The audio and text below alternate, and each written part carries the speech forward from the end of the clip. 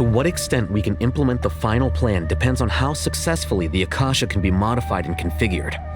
And to make sure the configuration works, Aru will also need some further optimization. Yeah, no surprises there. Once we roll this out, any Sumeru citizens who already have Akasha terminals can simply continue to use their existing devices. This still leaves us with a significant equipment shortage, though. Many groups of people were never issued Akasha terminals, including mercenaries, the desert folk, and many others. We'll need a supply of rare materials for the renovation of Aru and the production of new terminals. Right now, the best place to source these locally is from the primal constructs within King Deshret's mausoleum. Time is not on our side here. It's gonna be a race against the clock. The Aru merge and renovation project will have to be carried out by you two. Everything's riding on this, so failure is not an option. Best of luck to you both. As discussed, General Mahamatra Sino and Mr. Hatguy will source the required materials. Mr. Sethos is quite familiar with the layout of King Deshret's mausoleum. With him accompanying them, things should go quite smoothly. I have every confidence. In the meantime, we may as well take a breather. Makes sense. There's not much we can do until the materials arrive. Get in formation and stay close. What is this, boot camp? Knock it off. It's just Sino being Sino. You know what he's like. Everyone clear on our mission objective. Look at the excess primal constructs, dismantle them, and extract the required materials. And King Deshret's 7 pillars agreed to this? If they're just sitting there doing nothing, we might as well put them to use. Thoth's words, not mine.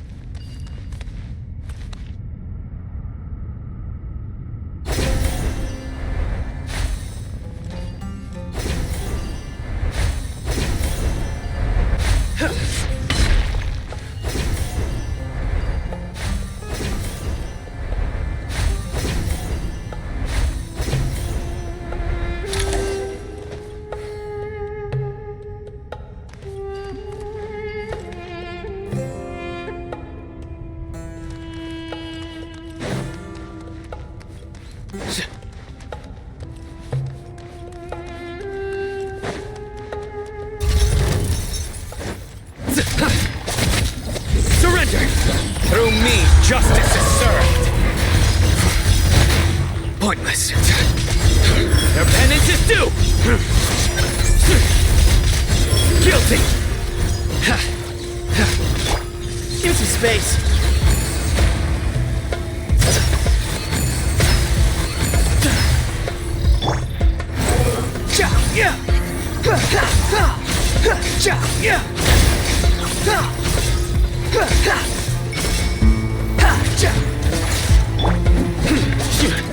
Nowhere to run! The wind rises.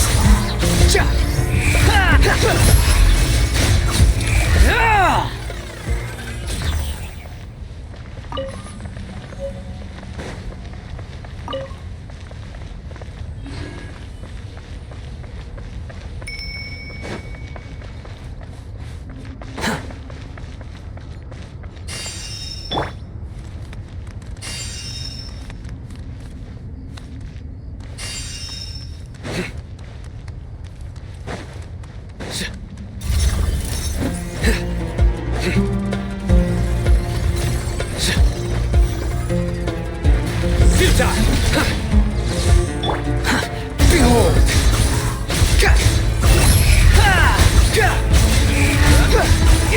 Bow your head! Excuse me?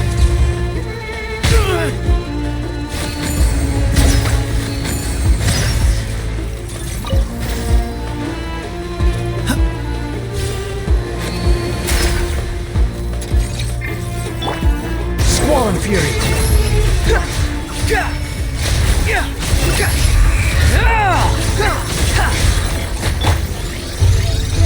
Nowhere to run! Your sins weigh upon your soul!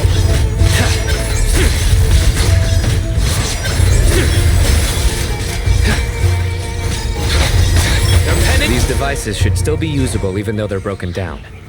Let's take them back for the others to review.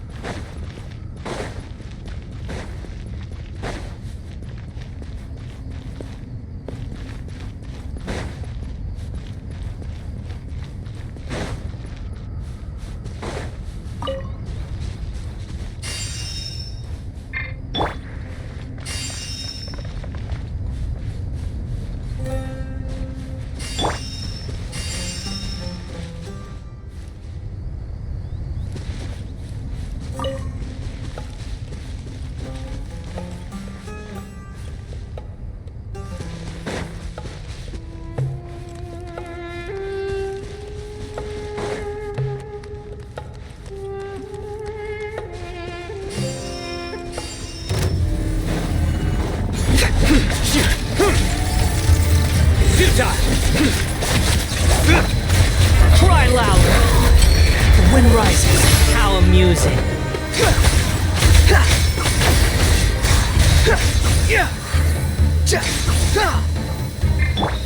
Where you heading?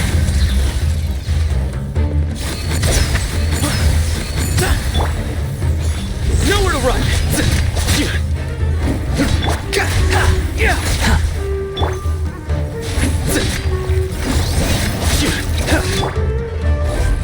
Excuse me?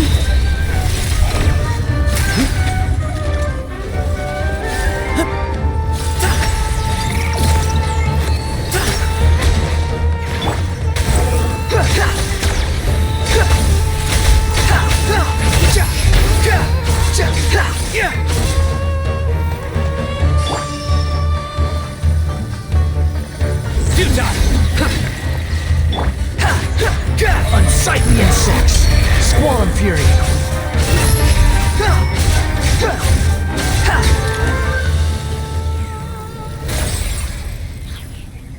How many do we need again? Enough to make an Akasha terminal for everyone who doesn't own one. I remember you telling me how revolutionary these Akasha terminals were. You've used one before, right? The Academia declared the Akasha to be the most powerful and comprehensive wisdom dissemination system in history. That should give you an idea of how powerful it is. Certainly sounds impressive. Neither Hat Guy nor I have ever had an Akasha terminal. Well, if it all goes to plan, that's about to change.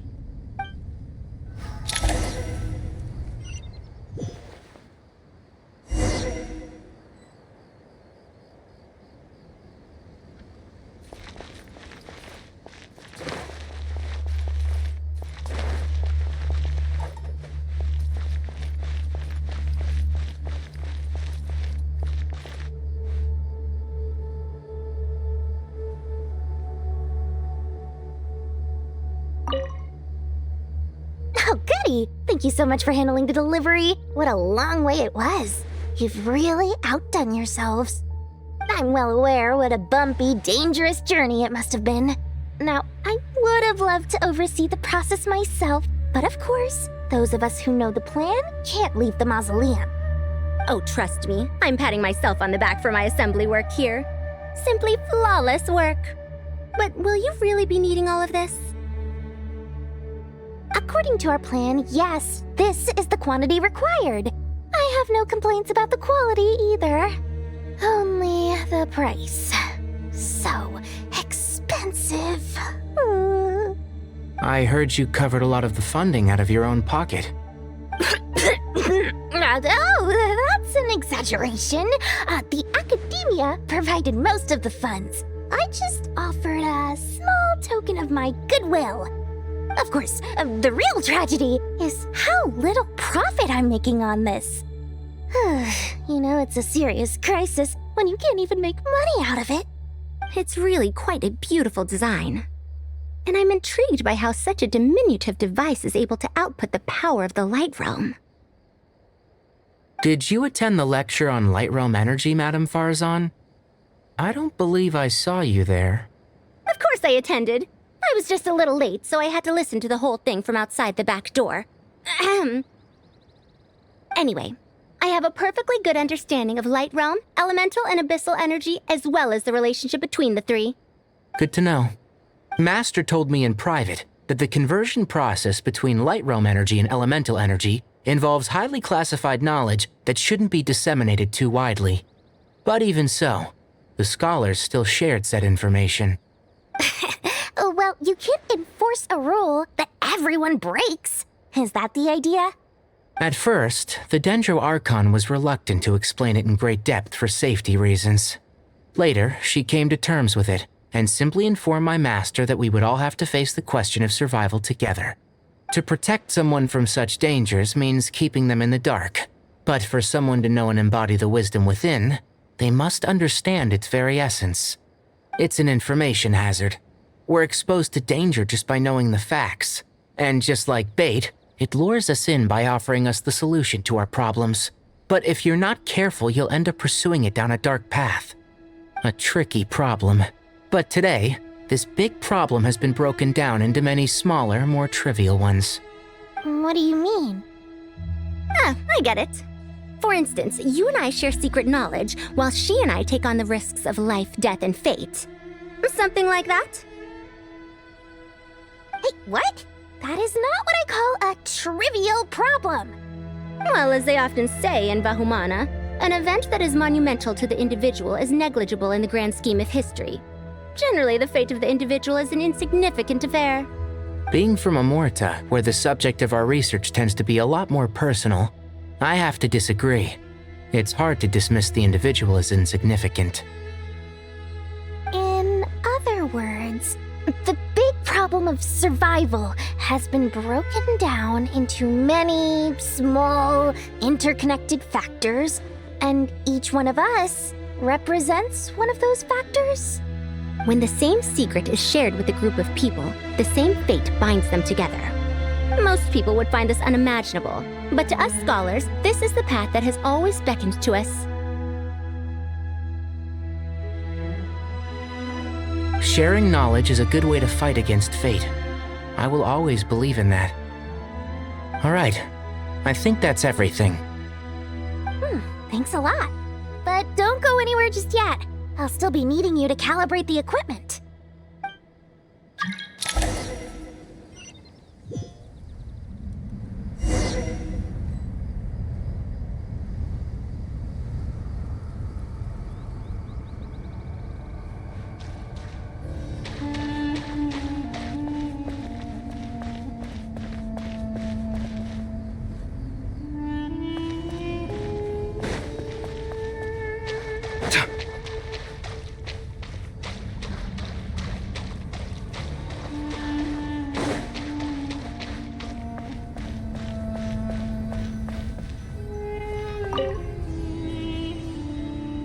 Okay, the materials are ready. We can proceed with the next phase. Al-Haytham, how are you getting along? Most of the information in Aru is written in ancient desert scripts. Some of this is written in a tribal language, while other parts seem to be a variant of an Oasis script, based on the glyph forms. Oh, not lost to history, I hope. Some are. All we can do is infer the meaning based on the rules of related languages. Although, this section actually fills in some of the missing historical record. I'm transcribing it so we can bring it back to the academia. After Aru started up, 2 more lines of text appeared here. Can you read them? Humans may not read what is written by the gods, except by not reading. Victory should not be easy to attain, for it symbolizes divine wisdom. Knowledge must not waver, for it has external borders. Is this a clue to solving a puzzle? Or is it being symbolic? You can't read it unless you don't read it. Victory is wisdom. Knowledge is confined by borders. Wait, I think I've got it. It's a metaphor, isn't it? It's talking about... A chessboard.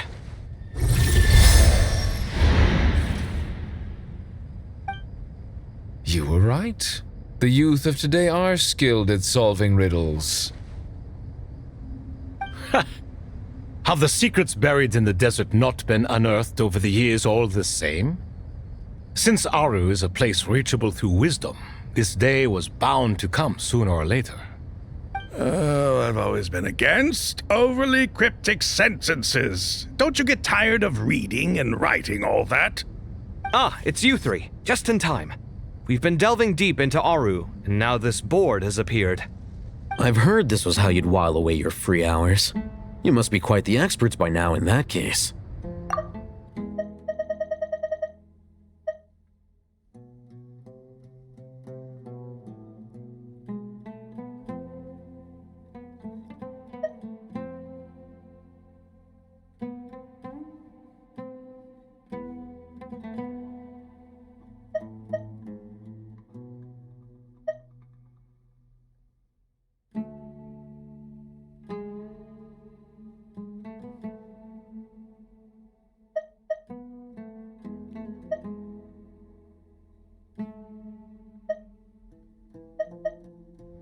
It is true. King Deshret's chess games are some of the most well-loved of all his wonderful creations. If you have ever been to Safhe Shatranj, you may well be familiar with the chess pieces you see here. Is this chessboard supposed to be another visualization of the interior of Aru, then? Naturally. Visitors, everything is ready. Only by completing the challenge on the board in accordance with the rules will you be permitted to overwrite Aru. 1 second. It's not dangerous, is it? Dangerous? Why, yes, of course. I should be the one to go, then. Wait for me here. Sounds like the self-confidence of our present company has rubbed off on you.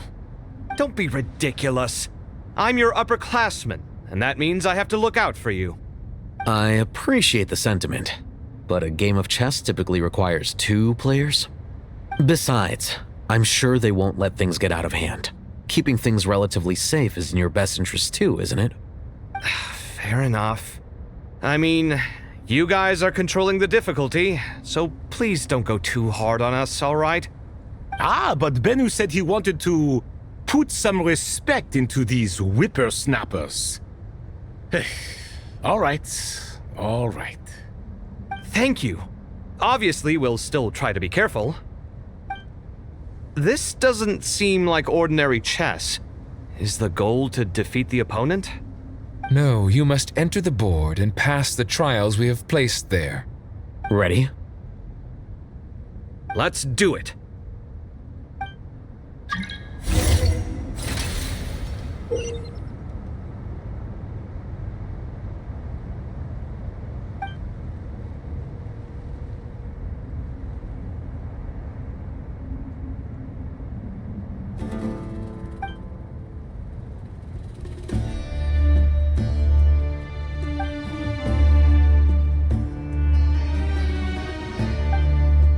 The first trial is posed by me. I don't think this is gonna stop us. Ah, but the key to this game lies in working together. Otherwise, you will be deemed to have broken the rules. Looks like it's up to me. Marak, can you open it? King Deshret's favorite primal construct, living on in suitcase form of all things. Amusing. Ho ho! Excellent work.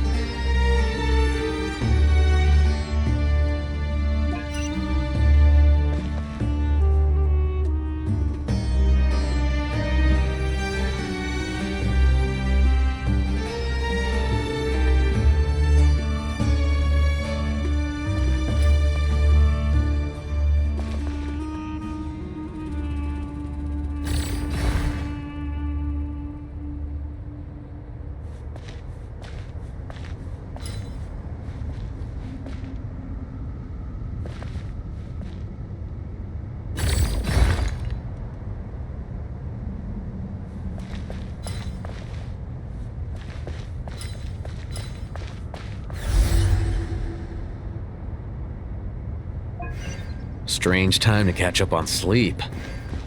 I'm not sleeping, I'm thinking! It's not that simple, you know.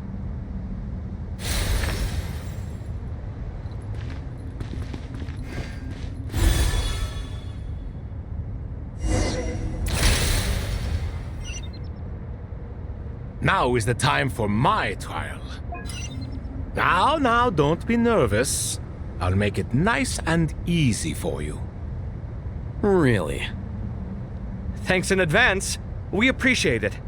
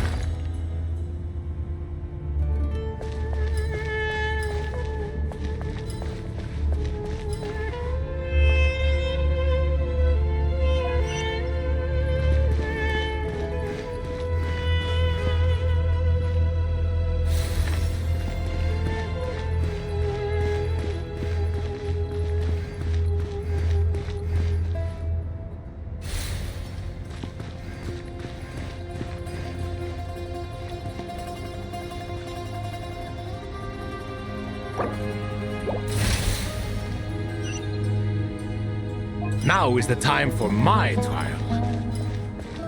Now, don't be nervous. I'll make it nice and easy for you.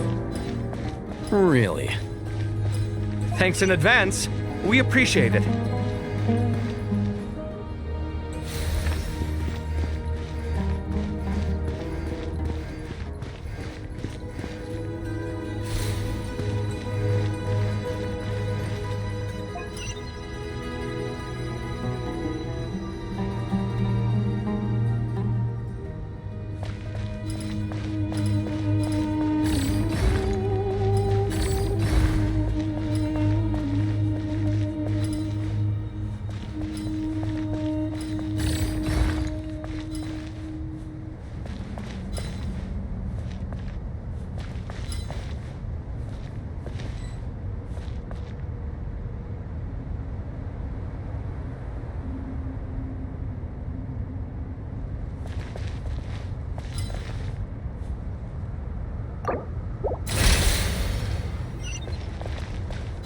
Now is the time for my trial.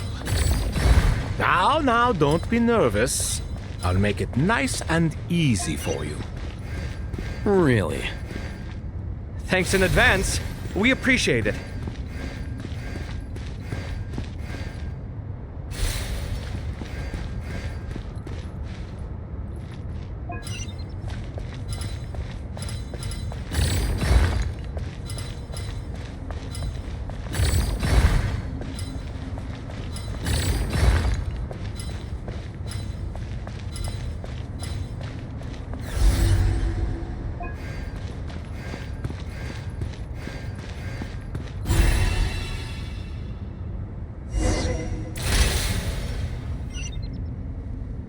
Ibis King, don't you think this all rather inappropriate? You may as well be handing them victory on a silver platter. Do not expect me to follow your lead. Ha! Suit yourself.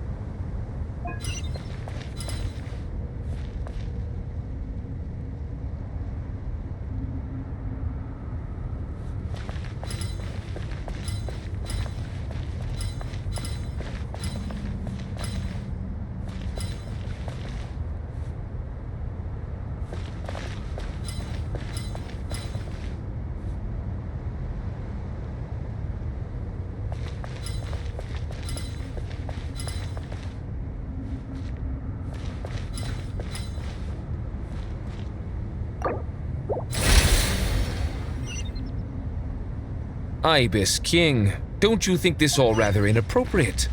You may as well be handing them victory on a silver platter. Do not expect me to follow your lead. Ha! Suit yourself.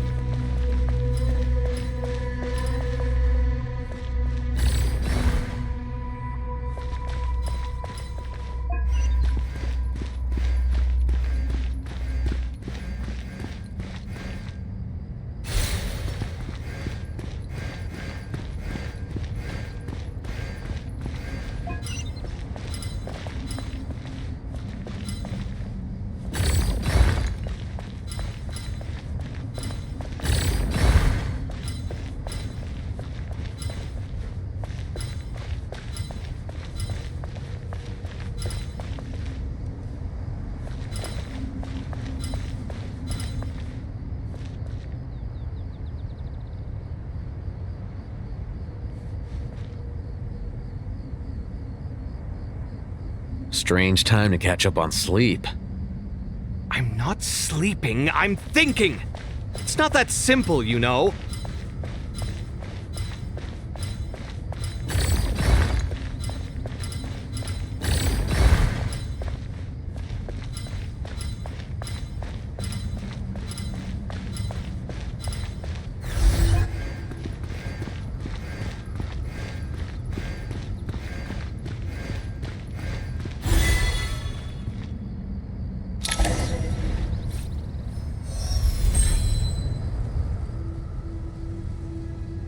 Done. Finally. It's over. But seriously, that was incredible! Standing on the chessboard felt completely different from standing on solid ground. And also... Oh, sorry. I'll save my thoughts for later. Thanks to the three of you for helping us out with this. Is it just me, or were you giving us quite a lot of guidance along the way? We made but a humble contribution. You lived up to our expectations. Bravo! Our aid was not given for naught. In addition to the existing functions, I'd like to ask you for another favor. Since Aru's interference shield can cover the entirety of the mausoleum, it should be possible to extend its range even further. Perhaps you can find a way.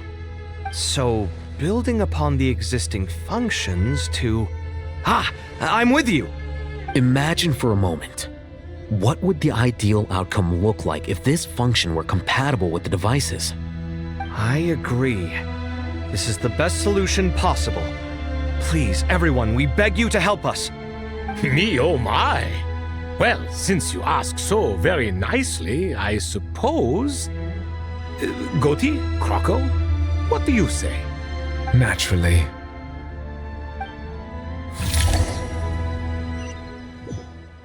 Time to go! Let's go find Nahida!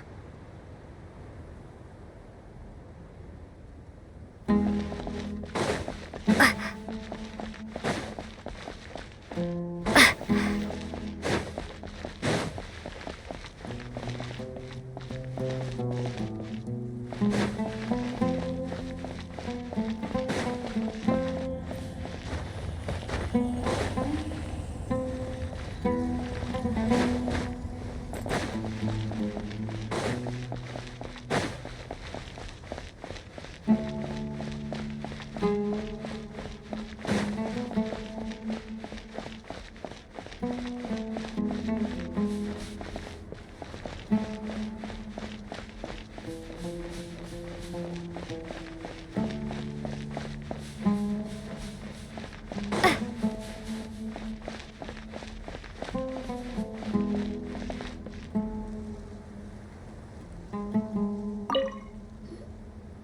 you are. Miss Nicole truly is an angel. She shows great wisdom in guiding others, and she has already sent word to Natlan on our behalf. She said that while the other members of the Hexen Circle are busy with important work, she is quite free, and she is more than willing to accompany the people of Sumeru for the entire journey. Oh, there's Nicole, all right. Always super patient and loves to help everyone out. She's the best. She is. So kind and enthusiastic. Well, time for us to get going. Let's head out.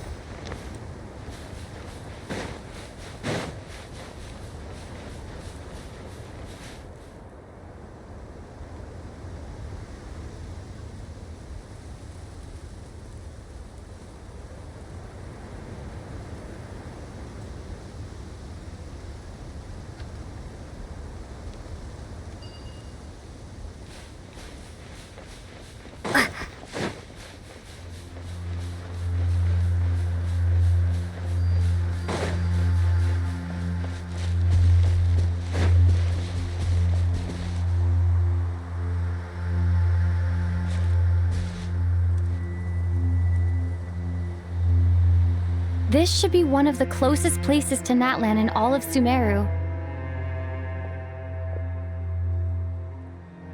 There's the barrier Nicole and Nefer mentioned. It completely cuts this nation off from the others.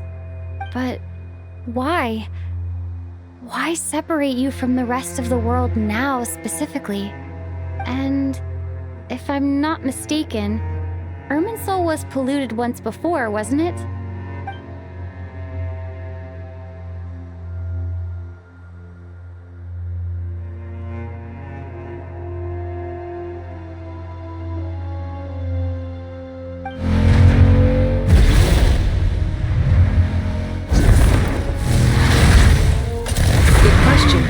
Wondering the same thing myself. That voice. Moika, you got here pretty quickly. Hello, traveler. It's been a while.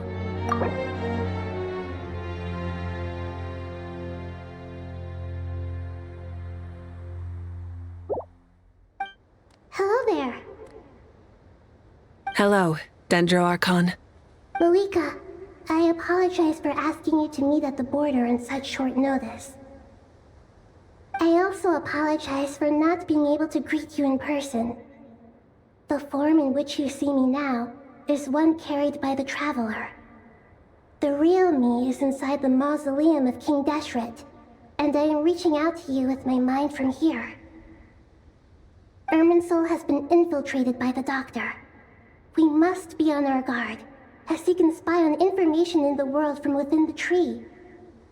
Fortunately, there is no record of the Traveler in Irminsul, and you are still within Natlan's borders. My records will be preserved in the Night Kingdom, rather than the ley lines. As long as the Night Kingdom remains disconnected from the ley line cycle, the Doctor has no way of knowing my movements. Exactly. So by meeting each other in this way, the meeting essentially never happened. No wonder Paimon didn't come.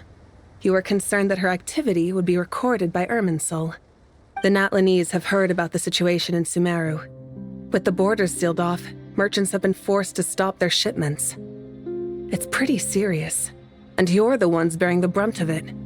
I'd like to address the question you raised at the beginning. I can offer a brief explanation, although it will sound rather cruel.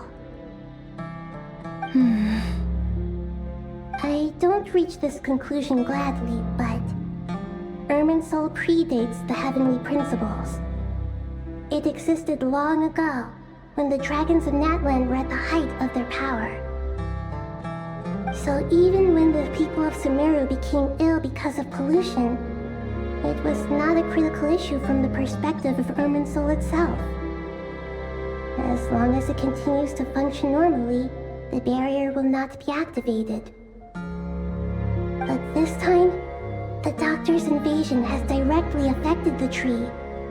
That is what caused the barrier to deploy.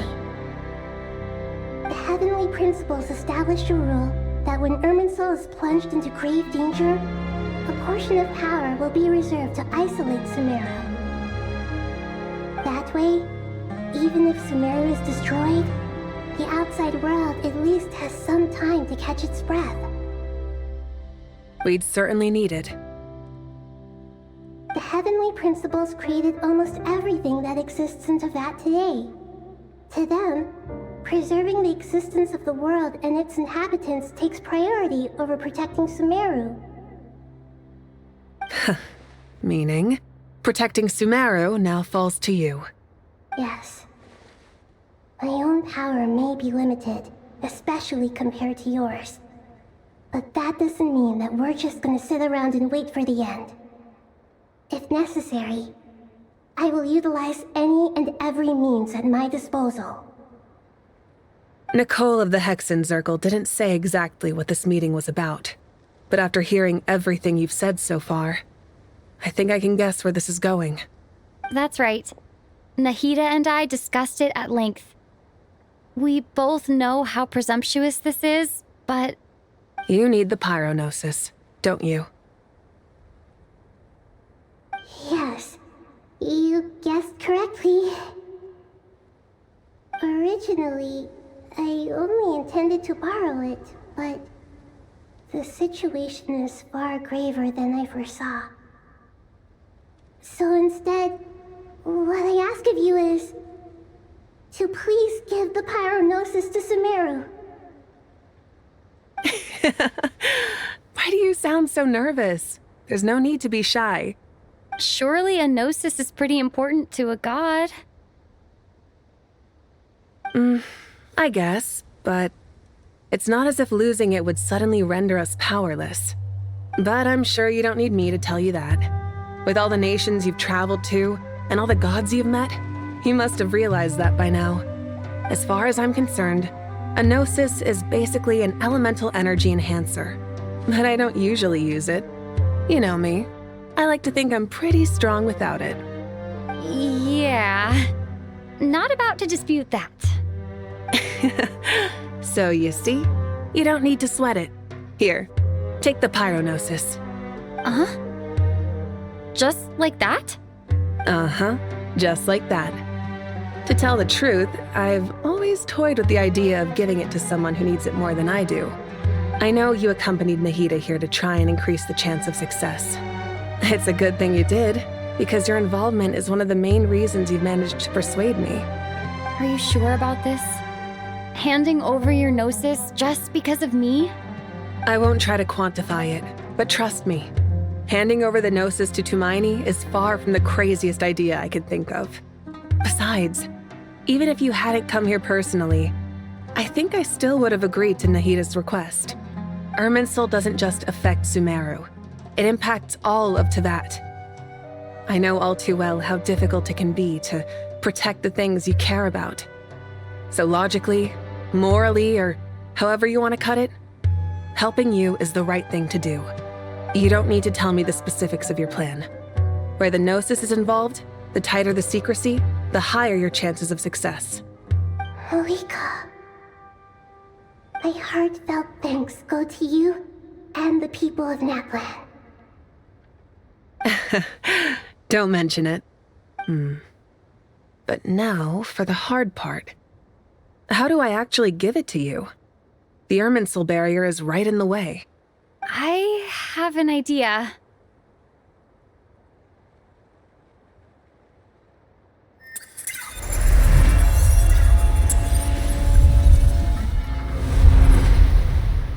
Just as I thought. Incredible. What did you do? Just made a lucky guess. This seems to happen quite a lot. Things that apply to everyone else don't seem to apply to me. I figured the same might be true here. Irminsul usually produces effects based on the records it holds. Since the Traveler is a Descender, Irminsul contains no records of her, and thus has no way to impede her. Is that right? You really are full of surprises. Catch. Whoa! Thank you, Moika. Thank you for trusting us with something so important. All right. No need to get so formal. It's not like we're strangers. Besides, there's still one problem. You might be able to pass through the barrier, but I don't know about the Gnosis. Any other surprises for us, Traveler? Let me try something. I have the Pyrognosis in my hand.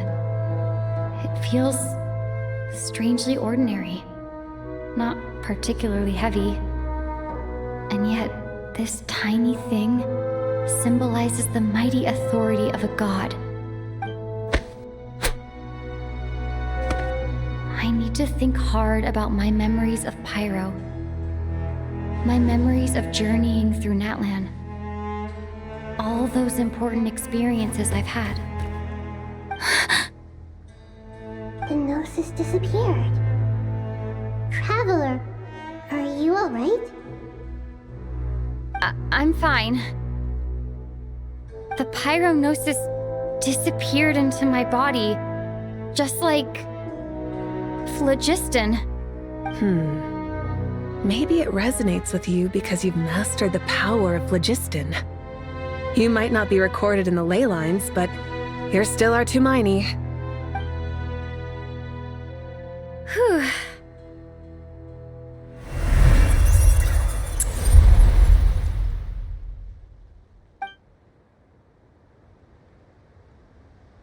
Please allow me to express my gratitude once again, Malika.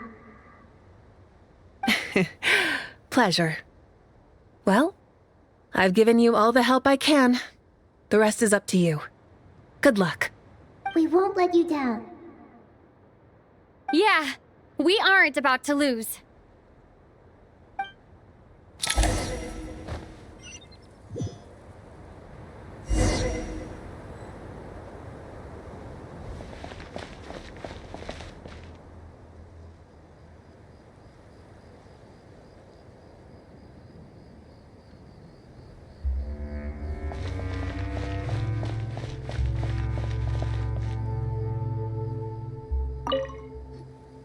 Traveler, Paimon, how are you feeling?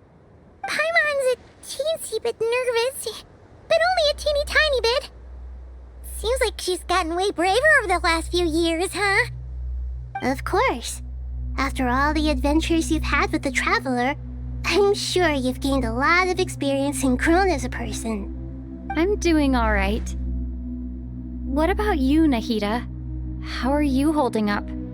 With the negative effects of Irminsul, I'm a bit like a piece of fruit that's been burrowed into by hungry insects and left to rot. I'd be lying if I said it was nothing. But please don't worry. We all know what we're getting into, and we've prepared as well as we can. I believe in everyone. I believe in you. And I believe in myself. Stoking the fire inside oneself is certainly one way to live, but knowing when to rely on one's companions is also a form of great wisdom. I've been quietly learning little things from everyone, like plucking tufts of fur from a sumpter beast. Me too. With the constant traveling, I'm always learning and growing. That's the journey of life. I think there's someone else here who would share that sentiment. Don't worry about what I think. I was just passing by and happened to overhear your conversation. What are you talking about, Hat Guy? This is the top floor. No one passes by the top floor. Says who? You can fly just like I can. I would have thought it makes sense to you of all people. I don't know why, but I feel a little more relaxed now. It shows that you feel comfortable laying down your burdens in our presence. It means that Sumeru is a place you can trust, where you know we have your back. And we feel exactly the same way around you. That's what it means to be friends.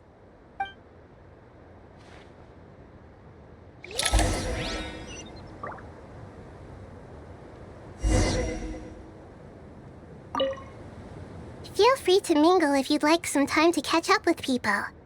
Just remember to get a good night's sleep when you're done. Tomorrow is a very important day.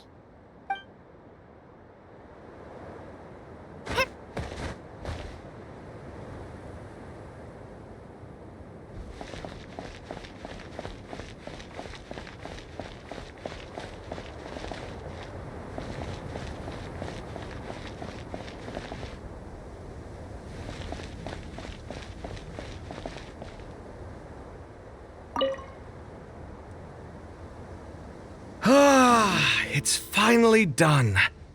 Ugh, but I have a nagging feeling that there's something I've forgotten. Oh, there you are. Everything wrapped up on your end?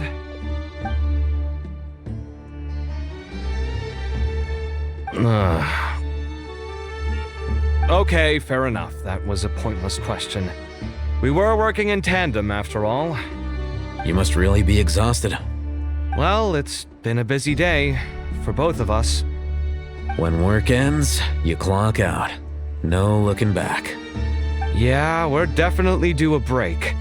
Probably a little late to start drinking now, though. I'll stick with water. Here, this one's for you. Thanks. You want a bite to eat? I can grab us something. Or wait, I think there's a stove nearby. Let me take a look. Are you nervous? A little, yeah. Unlike you, it seems. How are you not feeling at all nervous? Because everything that happens next is beyond my individual control. I don't worry about things I cannot influence. What do you mean, cannot influence? You're the one who came up with half of the strategies we ended up using. There's only so much I can do. I was only doing my duty. Was it like this last time, too? You mean with Azar and his accomplices? Yes and no. The situation back then was easier to control, but we weren't as prepared as we are this time. So the enemy is stronger, but so are we. I still vividly remember the way you interrogated me in the library after the fact. Where were you when Sumeru needed you most? If your memory is so vivid, you might also recall that it was you who came looking for an argument. You're often the one who initiates these things, you know. I came for a conversation! I didn't know it was gonna turn into an argument! Anyway, at least I showed up this time. So, what do you think? What do I think? I think we're certainly better off for it. It's good having me around to help out, huh? Absolutely. As a citizen of Sumeru, you displayed a remarkable sense of responsibility in the face of disaster. Certainly feels that way. I just shudder to think how the world would have ended up if we hadn't gotten control of the situation. So, do you think this is what impending disaster looks like? The sky is so clear, and there isn't a whiff of decay or destruction in the air. It's hard to imagine that the fall of humanity could happen on an ordinary day like this. Awful things happen all the time. Sometimes people can stop them, and sometimes they can't. What you and I have done is increase our chances of stopping this one. Lofty ideals may provide no defense at all against nihilism, but perhaps little decisions can. Oh, nothing. It's nothing. I hope everything works out tomorrow. It will. As long as we stick to the plan, our chances of success are good. It's really strange. You're my junior, yet you always seem to act more like an upperclassman than I do. I think it's mostly a matter of temperament. Ugh. Walked right into that one, didn't I?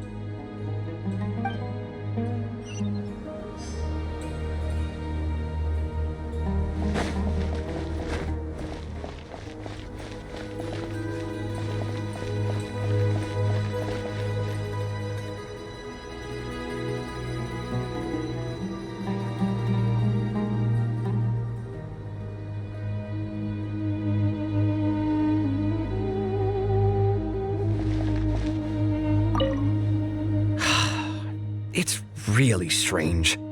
You're my junior, yet you always seem to act more like an upperclassman than I do.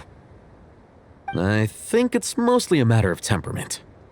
Ugh. Walked right into that one, didn't I?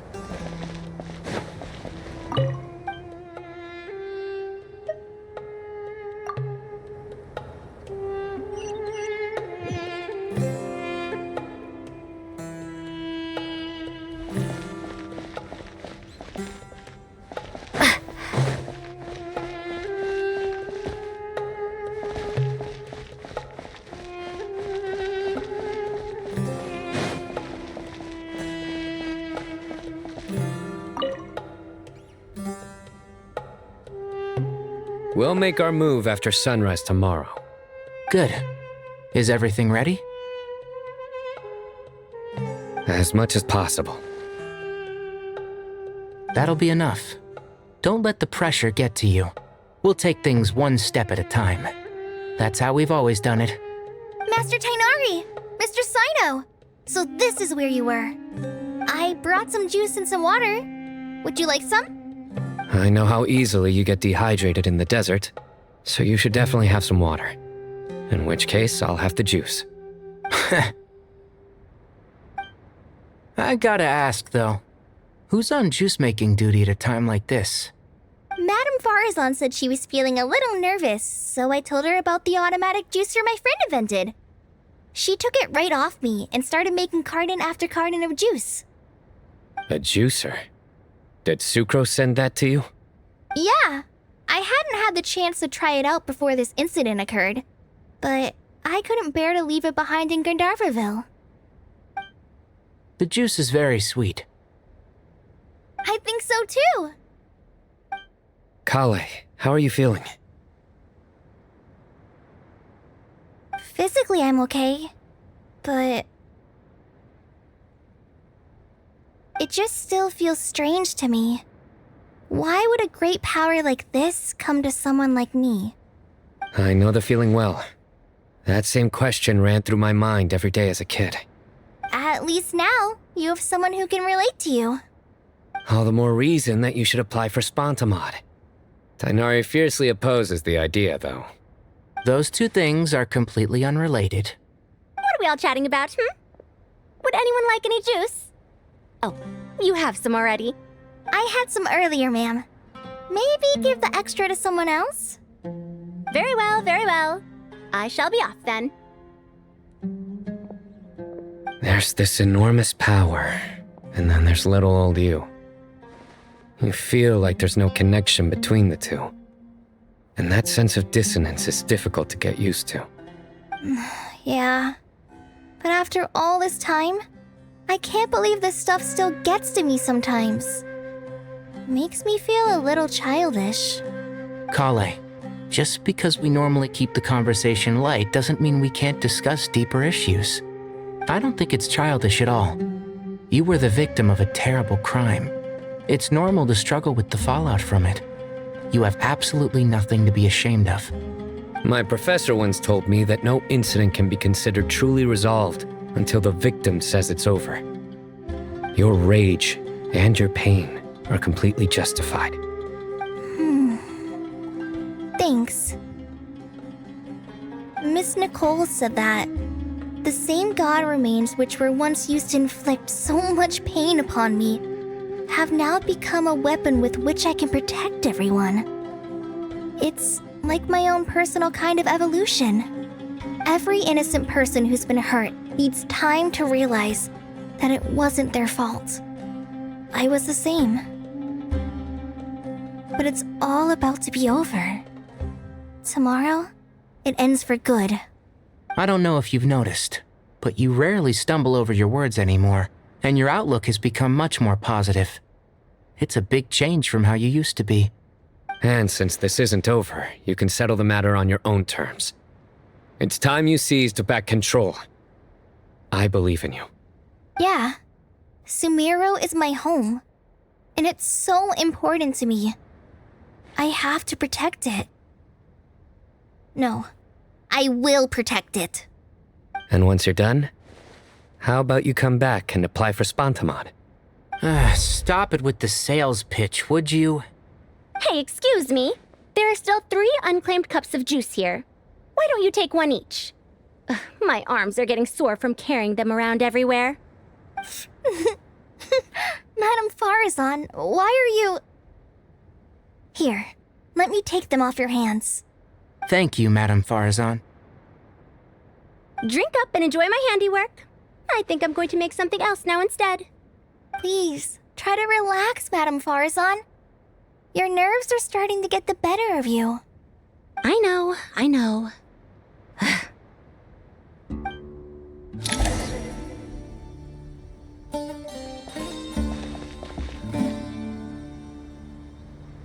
Drink up and enjoy my handiwork. I think I'm going to make something else now instead. Please, try to relax, Madame Farazan.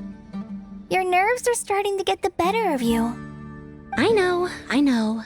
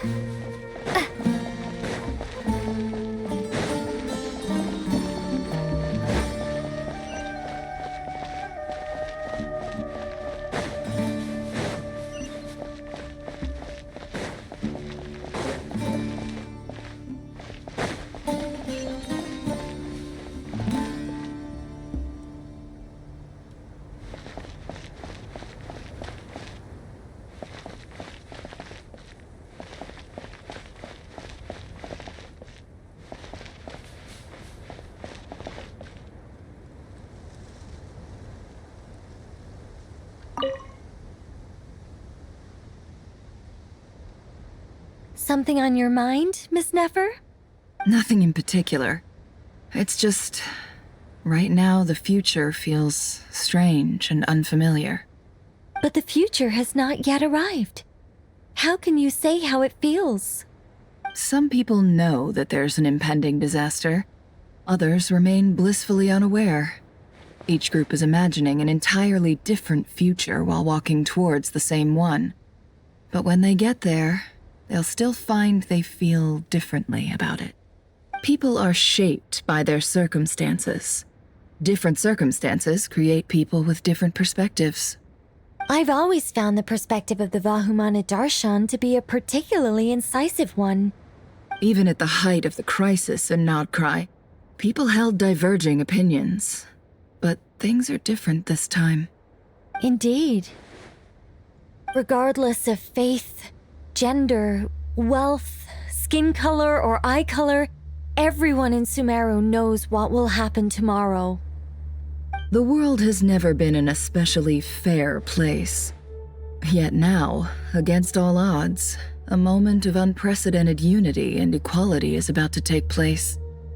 It's fascinating. If only my father could have lived to see this era. Era. To me, that term represents a much greater span of time. It can be an unsettling word. I would even say I'm afraid of it. Do angels even feel fear? Yes, at least I do.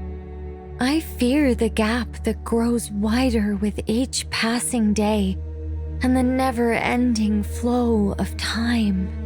Time renders all memories insignificant and reduces all splendor to nothing. But those memories are the one thing I do not want to lose. You're very human in that regard.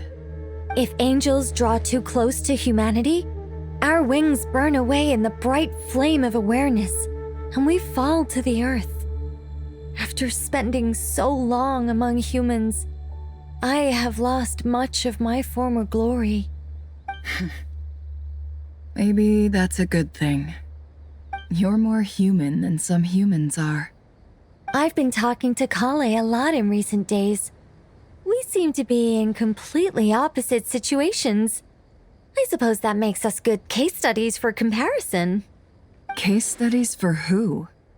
Myself, I suppose. After comparing the two of us, I suddenly discovered that I desired more than before. It was a gentle, pleasant sensation.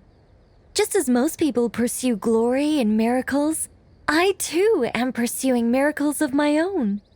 Guiding humans to make the miracles in their hearts a reality? That is my miracle. It doesn't sound so bad, does it?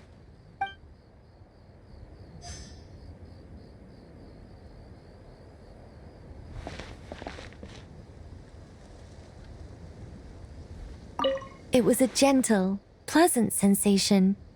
Just as most people pursue glory and miracles, I too am pursuing miracles of my own. Guiding humans to make the miracles in their hearts a reality? That is my miracle. It doesn't sound so bad, does it?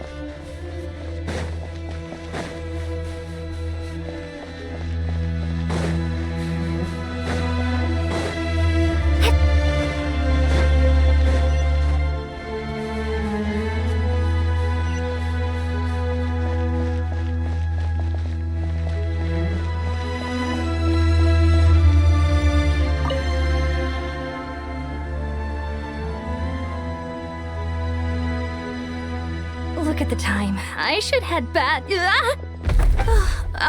I'm so sorry. I was in a hurry and didn't look where I was going. Are you all right? I'm fine. Wait, you're... Have we met? Not exactly. I think we may have crossed paths by the house of Dana before. Oh. You're Hat Guy! From Vahumana, right? You recognize me? The clue's in the name, Mr. Hat Guy. Fair point. It's getting pretty late. What's keeping you up? I could ask you the same question. If I'm not mistaken, all the workload for the Ratawa Hisdarshan wrapped up a good while ago. Well, I have something of a background in Satyavada life, so I was helping the Dendro Archon make some preparations. But I must have lost track of time. Did you find the experience enlightening at all? Honestly, it was tedious and uneventful at first.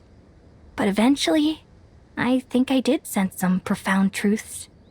But they also brought a lot of suffering with them. I was told that I even shed tears while I was meditating, though I have no idea why. Sorry. I hope I'm not scaring you. Not at all. It just proves you're very accomplished in your research. Good night. I wish you all the best for tomorrow. Thank you, sir. You too.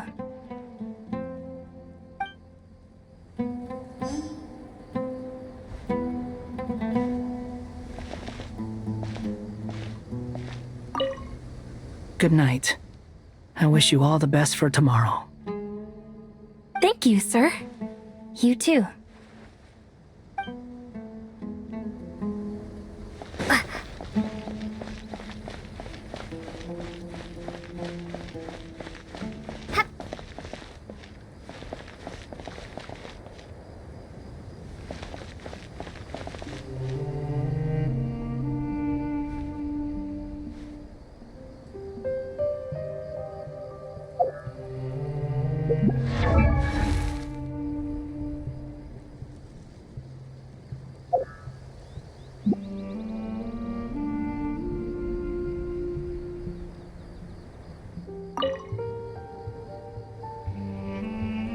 Too bad we've got a fight tomorrow. I could really do with a stiff drink. Let us pray instead. Prayer. How nostalgic. Lord Sangama Bay. Came to get some fresh air too, did ya? That's right. Actually, I was hoping I might run into you, Dia. I wanted to let you know that I've stocked up on that perfume you said you were so fond of. No, really? I'll take 2. Any chance of a friends and family discount?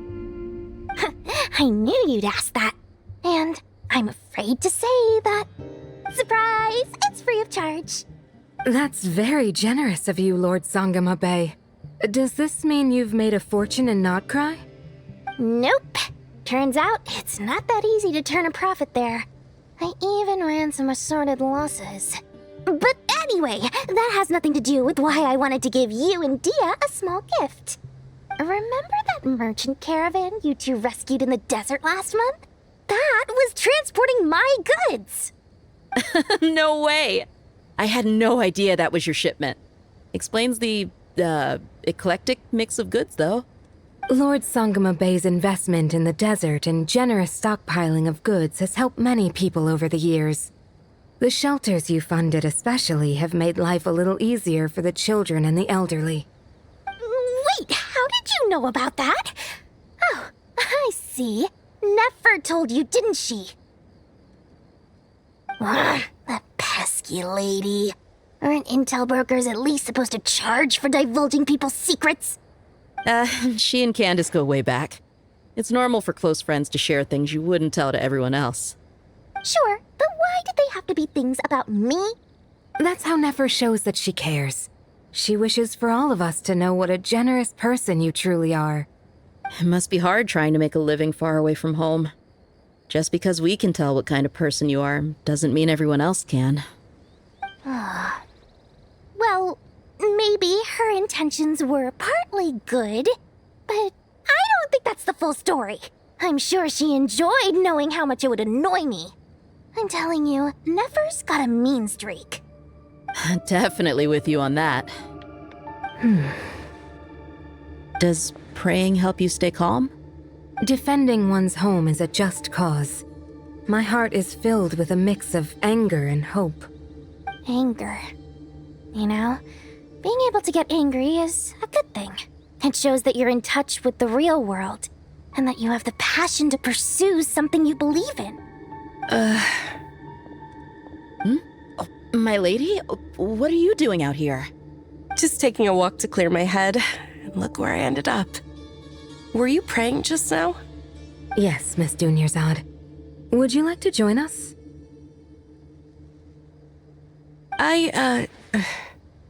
Come on, it's fine. She won't mind who you pray to. Oh, then sure. I remember you, Miss Dunyarzad. You visited my shop before. If I recall correctly, the god you worship is the Dendro Archon, correct? That's right. She is such a gentle and kind god. But to me, she is more than just a god I worship. I see her more as a friend. And so do many others. She's not some almighty god who reigns on high, but a genuine friend. Agreed. She's a wise teacher and a good friend. I spoke with several people during the evacuation. Everyone's aware that tomorrow's battle is one that ordinary people can join too. A battle to fight for our friends and our homeland. Oh, it makes me glad. I can finally do something for those who protected me. You've grown so much since we first met. Oh, a compliment? Ooh, more please. Thank you. My lady, you've always been a remarkably strong and ambitious person. It's indisputable. And that's not just a compliment. It's a statement of fact. What are you praying for? Our beliefs may not be entirely the same, but we both wish for the same thing. I pray that everyone will rise to the challenges ahead and return safe and sound. I pray for the safe return of all my companions.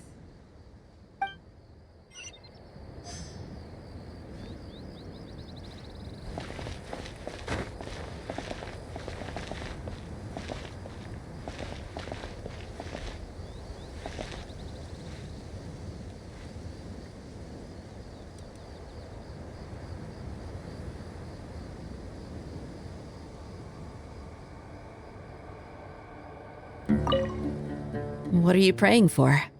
Our beliefs may not be entirely the same, but we both wish for the same thing.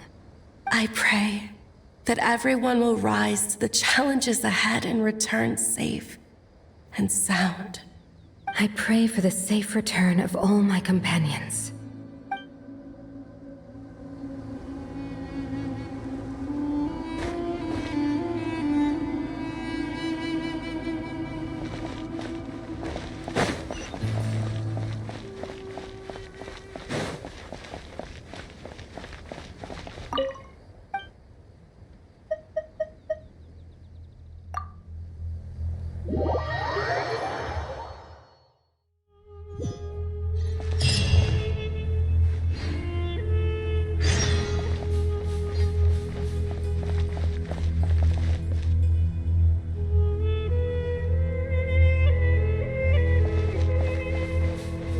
Time to go!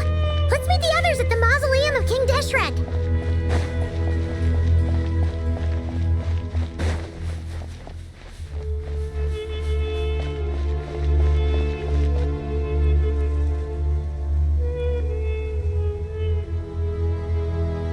I have not felt this way in a long time. Standing up high, gazing out at the rolling dunes. One cannot know what freedom truly means without first losing it. The golden slumber truly lives up to its name as a dreamland. Though desert sands exist there too, no mirage, no matter how glorious, can compare to true beauty. Dendro Archon, what is on your mind? I was wondering whose counsel I should seek on the questions in my heart. What kind of questions? So many. More than can be put into words. As I once said to a friend, we look, we see, and we comprehend. But the question still troubles us. What are the many disasters that this world faces but the sum of all irresolvable questions? The biggest question you should be asking is how to seize victory. Yes. Although, I would express it differently. I must not fail. And so the question I am most curious about now is whether the path to victory will be an arduous one. What we declare to be a young sapling, we may, in fact, find to be a towering tree, if we would only cast aside our ignorance and look beyond the veil of time to see her true form. Nahida! We're here! Just in time. My preparations are almost complete. Ready when you are. We're here too. Miss Nicole! Miss Nicole! You run so fast! I thought I'd get a lot of exercise as a forest ranger, but I can barely keep up with you. Sorry, I got a little carried away. Lesser Lord Kusanali, the equipment is ready, and the modifications to Aru are all complete. As discussed during our meeting, Accessing Irminsul via the Akasha is no longer feasible at this stage. There are other options, it's just they're a little more extreme and more technologically demanding to implement. Maybe you should take it from here. The architecture and functionality of the Akasha terminals overlap considerably with Aru. There is reasonable evidence to suggest that one was developed based on the other, or that they both utilize technology of the same origin. As long as the transplant and merge operation succeeds, Aru should theoretically work on a scale greater than the Akasha and approximately equal to Irminsul. It will become the largest active computing device in all of Teyvat. A system this powerful is capable of a lot of different things. In the past, the Akasha was primarily used for one-way information transmission, but I suspect it could also serve as a central bridging hub. In the pursuit of greater knowledge, some scholars have attempted to connect their consciousness to Irminsul through the use of terminals, incense, and meditation. Correct. In academic language, scholars who reach that stage are said to have entered Satyavata life. Hypatia has performed this practice many times in the past, and she was once under my care for a period of time. Right. And this at least proves that there is a zone within Irminsul that can be connected to. That's right. Providing wisdom to the people is one of the very reasons for Irminsul's existence. I think I understand where you're going. Please, continue. In that case, I'll skip to the conclusion then. We need to further modify Aru, merge it with the Akasha, manufacture terminals, and distribute them to every single person we can reach. Every person? Even the desert folk? Yes, everyone. I've already calculated the amount of raw materials we need. So you mean we're going to get new Akasha terminals? Yes, but this time the people of Sumeru won't be using them to acquire knowledge, just to connect to Irminsul. That's the key. When we evacuated the city, we brought all the important assets from the House of Dana, in case we ended up needing them. Fortunately, this included the Akasha system's main terminal. We've checked all the relevant records, and one thing is certain. Nothing like this has ever been done on this scale before, so... Everyone in Sumeru is part of the plan. Whoever controls the people controls the situation. Since this function of Irminsul was introduced, it has only ever been made available to scholars, who don't constitute a particularly large group of people. But by expanding the scale to include all the people of Sumeru, individual connections will stack up to create a significant load on the system.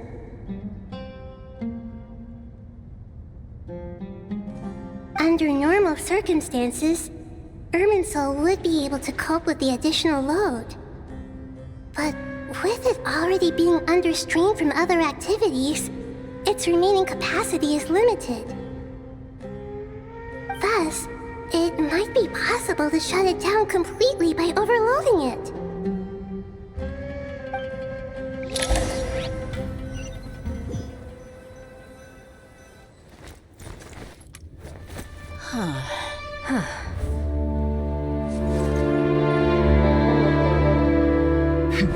Counting down. 3, 2, 1. Are you ready? Ready!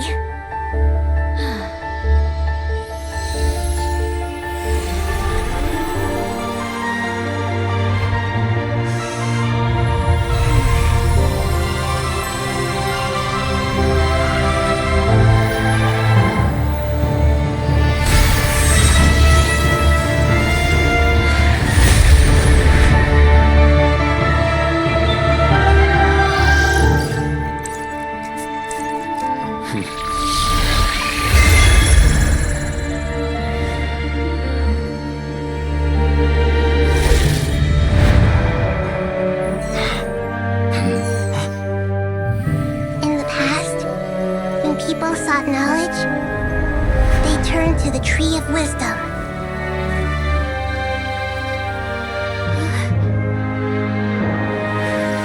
Today, we use it to save Sumeru and the whole world.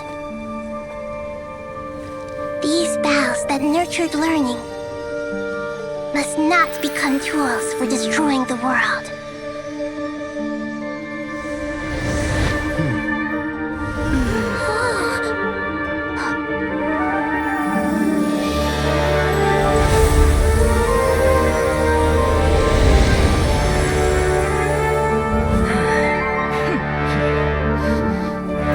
Stop! Please stop. End this transformation.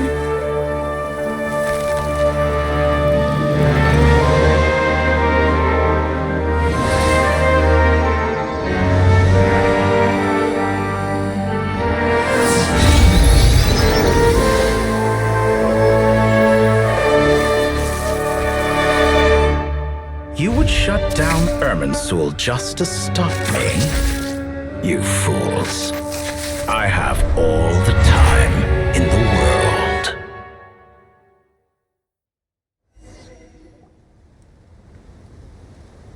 Success! The evil Irminsul tree has stopped growing! Great!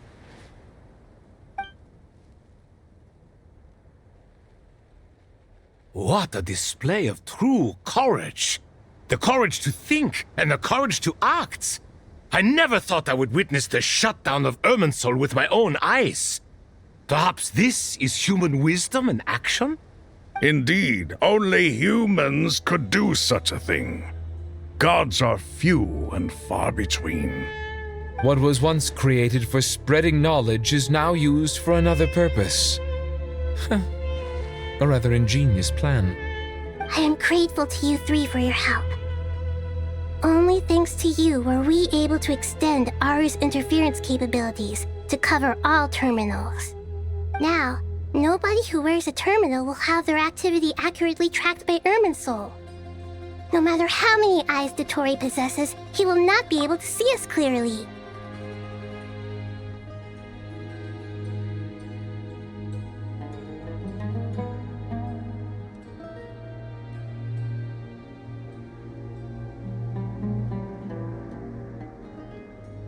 Now for the next step.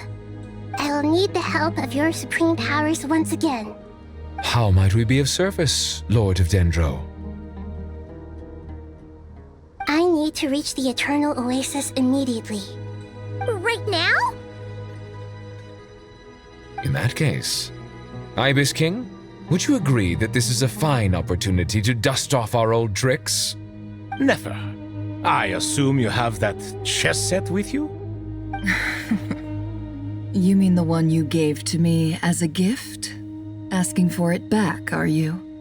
How could I? You misjudge me. I just wanted to show you another way you can use it. Connect to Safei Shatranj.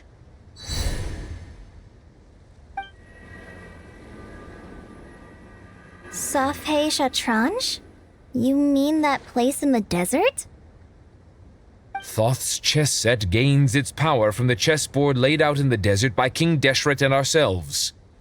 All ceremonies conducted using the chess set must be activated via Safei Shatranj. In other words, the chess set is an extension of the chessboard. In the past, moving a chess piece was a sacred and momentous act. Transfer initiated. Entering live combat mode.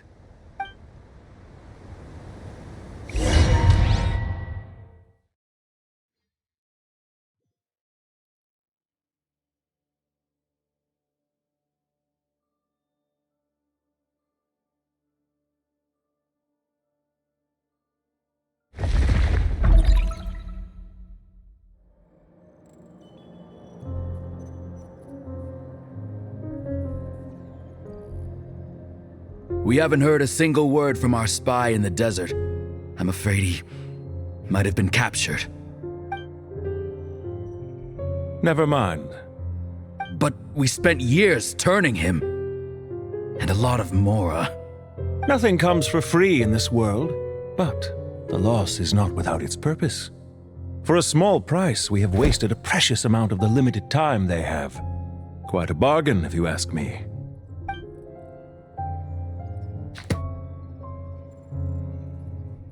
Understood. Weighing profit against loss is a necessary part of life. But to tell the truth, I have been operating at a loss since this all began. Since many centuries ago, in fact. For instance, why would a banker act as the executor of a will? If you hadn't deposited your personal belongings at Northland Bank, I would have no reason to be here right now.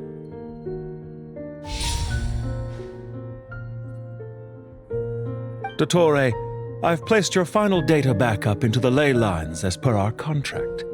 I trust we are now square for the safe deposit fees you paid. Is it not a little petty to split hairs like this, given our amicable relationship? I consider sound bookkeeping a matter of principle. Do not forget that you only live to see this day thanks to me. In fact, Every day of your life since you met me, you've been living on borrowed time. Why, that's hardly a fair assessment. I will concede that my survival was perhaps at your whim, but I became a harbinger on my own merits.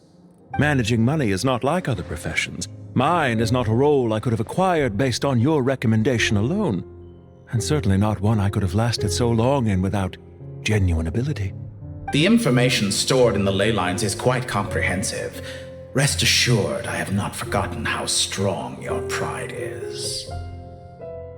Well, I presume you have no sense of fragmentation while talking with me. How could anything possibly go wrong with such strict measures in place? The remainder of your soul was split in two, with one half sent to Nodcry and the other stored in the most secure vault of the Northland Bank. Though I must say, your disdain for the other segments is quite amusing. Zandik is you, and you are Zandik. Zandik created the segments, yet you, a segment yourself, reject him.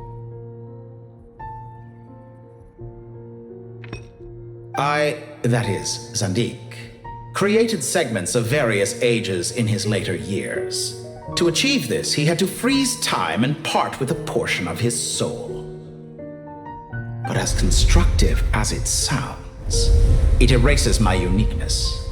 If each segment is equally me, then by the same token, none of them are truly me.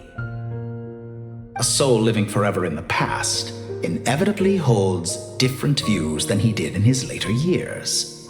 The same thing that completes me also restricts me.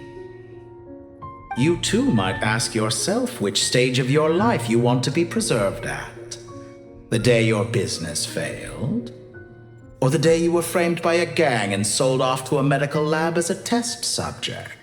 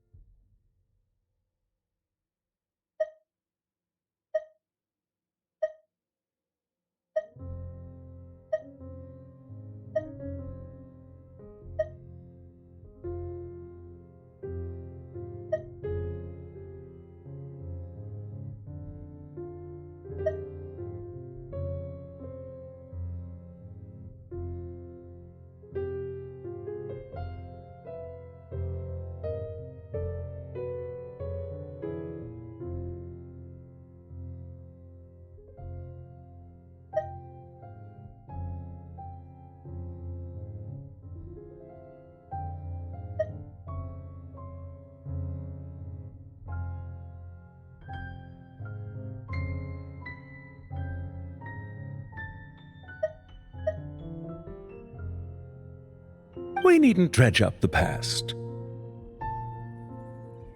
This undesirable plan was eventually scrapped. Lesser Lord Kusanali was quite right. I needed an opportunity to eliminate myself.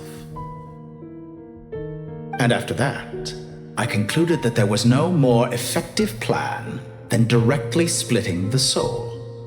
Once the soul is transferred out, you will find that creating a physical body is far simpler than creating a puppet. The other half of your soul suffered a crushing defeat in Nodcry, you know. And yet in the process, I obtained the information I always wanted, did I not? Because now we finally know where the best testing ground truly lies.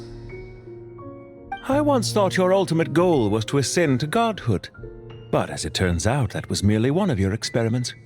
Experiments take many forms. Most people are too eager for success, too fixated on the end goal. They forget that the experimental process itself is just as important. A suspiciously vacant seat, a new face. I trust you can put two and two together. The reason it doesn't exist is because someone tampered with the record. What can I say? After all your efforts, you really did uncover the world's secrets. So, is the new world you promised a lie?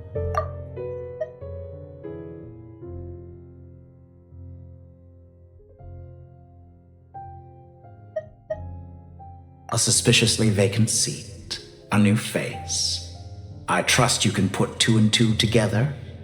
The reason it doesn't exist is because someone tampered with the record.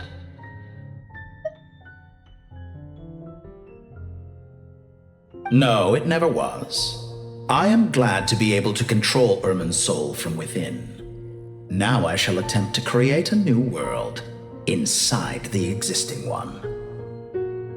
Almost everyone faces the prospect of death, but not a single person has ever been able to experiment unrestrained in the afterlife through sheer force of will. I am the only one to have overcome this enormous challenge. Would I not be letting the world down if I didn't make the most of the opportunity to experiment? Clearly, the dividing of your soul did not affect the magnitude of your ego. Out of all the versions of you that have ever existed, this you is the most insane and the most radical. Is that why you chose to work with me? Which was it then? My insanity? Or my radicalism? Could I call myself a venture capitalist without a suitably ambitious plan to invest in? Yours happened to fit the bill quite perfectly. Well then, I must say, while I am surprised enough that you showed up at all, what surprises me more is that you chose to present yourself as my former subordinate, and not as the banker Pantalone. Why make things harder than they need to be? Exposing my true identity in a situation like this would only serve to destroy diplomatic relations between Snezhnaya and Sumeru. I daren't imagine the consequences. Showing up in the name of the original antagonist gives you the recognition you rightly deserve, while also being sensitive to Snezhnaya's predicament. It was an easy win. As for why I'm here, if you're suggesting that your credit is in the negative, I won't argue with that. Many people say that about you. I'd argue that a significant factor in your willingness to cooperate is the fact that you have but a few years of life left after my death. Living and dying together has a way of binding two parties together rather closely. Is it not true that a relationship should be judged by both the positive and negative returns it yields? So some of what I said actually made it into your head after all. It's true that I hope you don't die too soon, but don't you find that a strange thing for me to say? After all, you've already had quite a long life, especially for a human being. Let's not pretend that you're any more innocent than I am. Are we not the same in this regard? We both despise the existing laws of this world, and neither of us enjoy being under anyone else's control. Is it really so greedy to want the world to operate by a new set of rules? Of course not, my dear friend. And as I've said before, mutual interest is the foundation for the most reliable of relationships. You can attest to that. I just hope there never comes a day when I have to work too hard to prove that. Regrader, sir. People have been spotted approaching Sumeru City. How strange. Despite your access to Irminsol's data, it appears the soldiers noticed before you did. They must have found a workaround. Well, Dottore, I trust you know what this means. The fact is... They're coming. They'll breach the city gates any moment now. But even so, I would say Irminsol is a wonderfully convenient thing on the whole. If you do manage to create a new world, perhaps you could plant one outside my office, too. I'll consider it. What do you need me to do? Stall them? The experiment will take time. Stall them for as long as possible. Very well. But you're really asking for the moon here. Have you heard this story? There was once a guilty man, kneeling in the center of a church while an angry mob outside waited to bring him to justice. He pleaded with the gods, begging them to grant him one final request, the chance to finish confessing his sins before he was sentenced. Many suns and moons passed, seasons changed, and still his confession continued, as if he intended to speak until the end of time. Are you suggesting I worship you as a god? Or were you hoping that I might confess my sins to you? Certainly not the latter. That would make my life miserable indeed.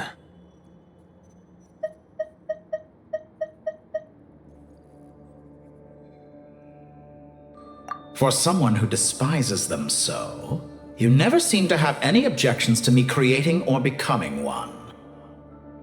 At first, I thought you'd be furious. Concerned I would terminate our partnership, were you? Not at all. You had reasons why our partnership must continue. Don't you find people's attitudes toward gods amusing? A god descends from the heavens and people worship it unreservedly, blindly following whatever rules are given to them.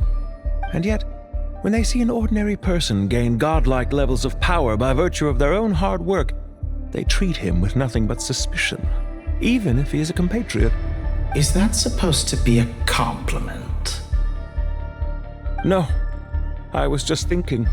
I pity the man who would call you a compatriot. There's no need to be so self-critical.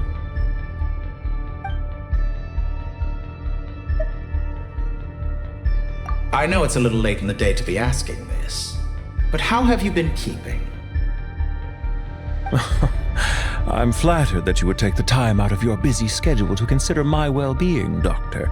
The part of your soul that went to Nodcry caused quite a stir, sending our organization back to the drawing board on numerous fronts. It was quite a headache for everyone involved.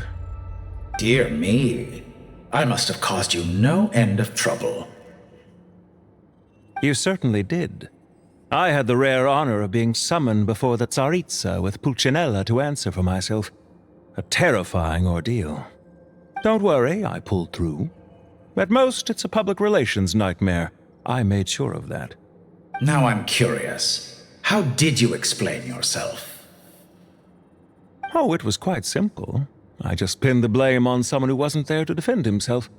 I could hardly be expected to defy the demands of someone as insistent as the Second Harbinger, now could I? How you slander me. You know full well that I am perfectly amenable to reason. There's no question that you are partly to blame for the ruin of my reputation over the years.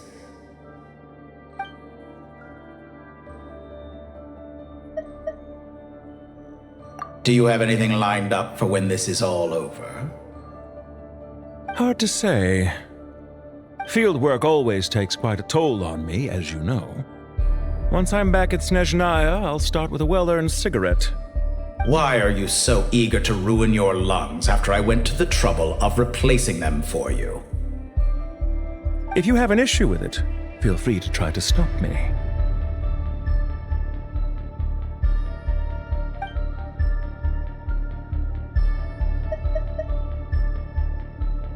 What's on your mind?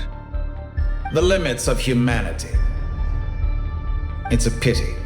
Despite running countless calculations, I find there is simply no way to reduce any further the amount of one's soul required to sustain an individual. It's rare to hear you admit to being unable to achieve something. I beg to differ. For instance, as I've told you before, the original me was prone to motion sickness and couldn't make long train rides. Ah, yes, of course. One of the reasons you often sent yourself out on errands. What are you thinking about now? A new experiment. In the event that my soul was depleted, say we extracted my data from someone else's memories, yours for instance, and then combined it with your intact soul as the base material, what would we create? Such a scenario would be impossible. Oh? As long as your current soul survives, there will be no need to create a new individual. Don't forget, you were the one who approved of the present situation wherein only one Dottore remains. And if you ceased to exist, who would be capable of performing this experiment?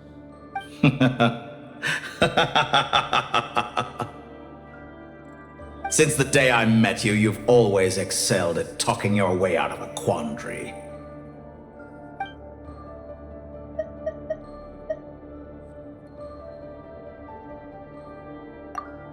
Isn't it a little too early to be saying goodbye? Not that I wish to keep you from your business, of course. Very well. Let's leave the conversation there for now.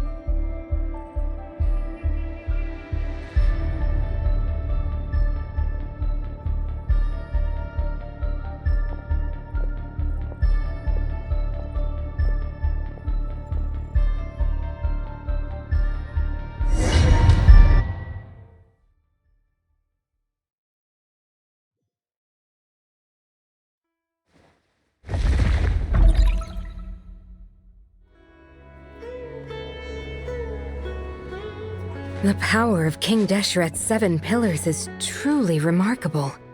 With just a chessboard, you can move an entire unit across the material plane. Yeah, sets us up for a much easier fight. Really makes my day. The last time we stormed the city, it involved a lot more running around. I wonder how many people can say they stormed a city twice in their lifetime. I was just thinking that. I've definitely had more than my fair share of unusual experiences in my life. This is my first time here, actually. We never usually leave Gandharvaville. I hope this will be my last time. Does everyone have to chime in? Can't we just fight? What an amusing comment, my dear lady. Yet humans often alleviate tension via small talk, do they not? Whoa! Why is Candace's shield talking? Because the image on her shield is one of me. And I, of course, can appear wherever I wish to. Huh. Well, la-di-da. Isn't that fancy? Could I get in on this? You wish for your gauntlet to speak? Why, certainly. Ahem. I think you'll find that it is I whose image is carved hereupon. Thanks. Definitely feel stronger now. You're welcome, my lady. I am glad to lend you my power. Sino, what's the situation? There are troops stationed at every entrance. As we expected. A frontal assault will suffice. Everyone, stick to the plan. We'll take the main entrance. You head for the House of Dana's side door. Move out.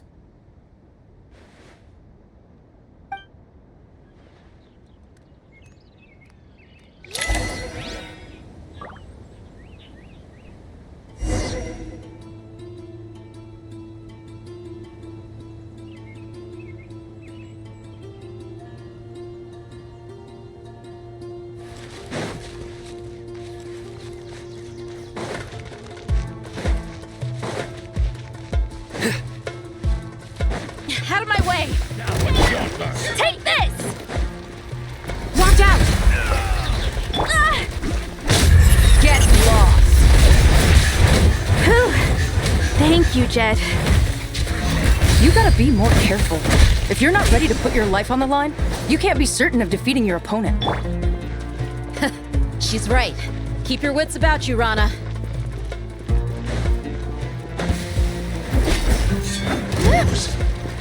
Do your worst!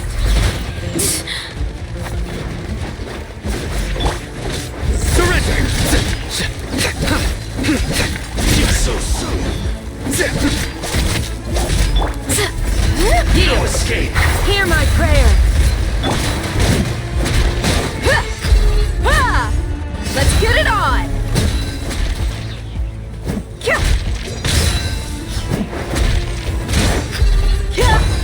Do your worst!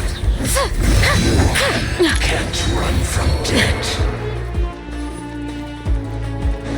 Take them out and secure the harbor. Reinforcements will arrive by water. We'll consider it done. Show no mercy. Toxifying heat. You need to hurry up. This was well done. Power flows through me. Too easy. Nowhere to run. You need to hurry up. Quiet. Hear my prayer. Out of my sight. Gloves off. Mirror images. Ice and snow.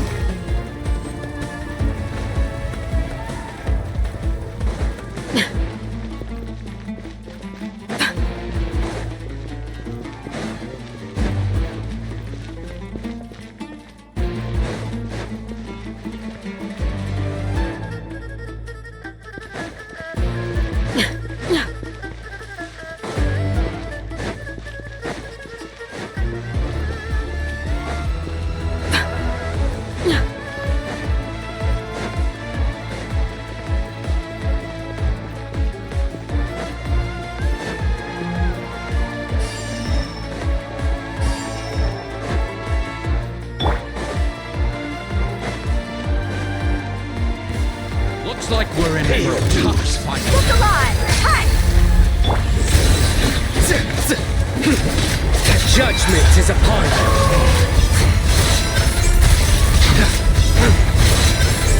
Guilty! You stand condemned!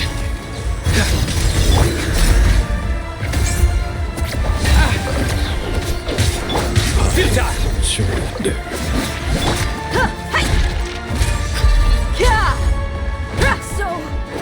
Use of force authorized.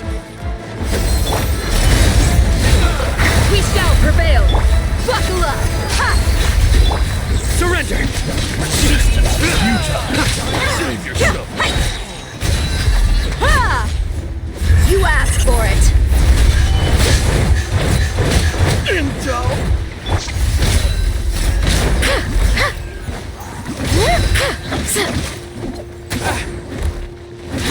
I surrender.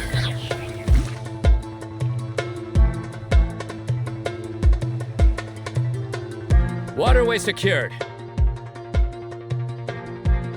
Brothers! Sisters!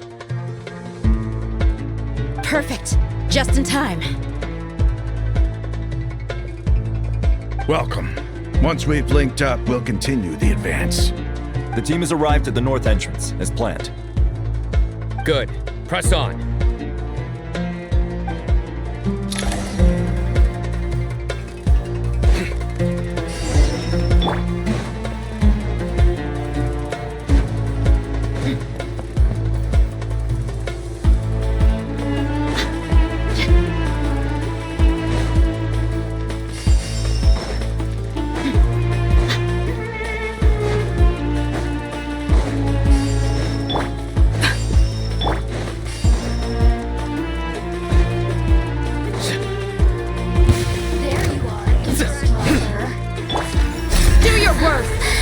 Let me amuse myself a little. Come on! Futile! Your sins weigh upon your soul! Guilty! You stand condemned! Your penance is due!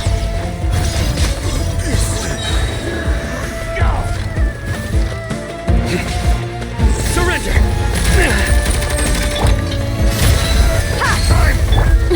Yield! Grant us your blessing! You're dead meat!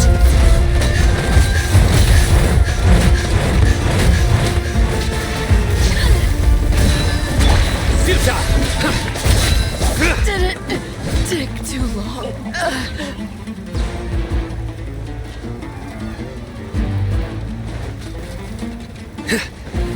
Nowhere to run!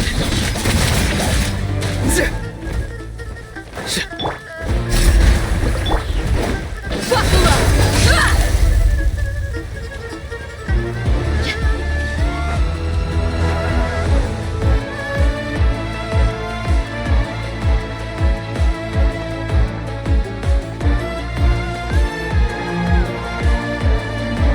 Look out! It's an ambush! Finally. We need to hurry. Take the middle road now. Mahamacha Sino, area clear. Don't relax just yet. More Fatui approaching from the right.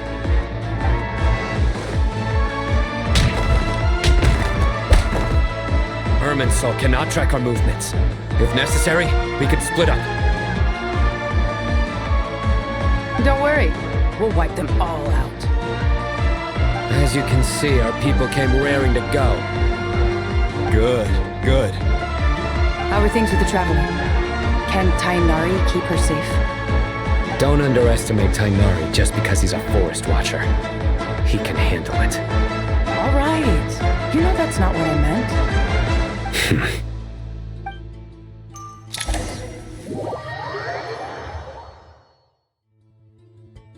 Sino and the reinforcements have drawn the Fatui's fire away. It's our turn. By using a cluster leaf of cultivation, we can pass through certain terrain silently. Good luck with that. We'll just fly up there. Huh? Oh, yeah. Paimon forgot she could fly. Ready? Ready.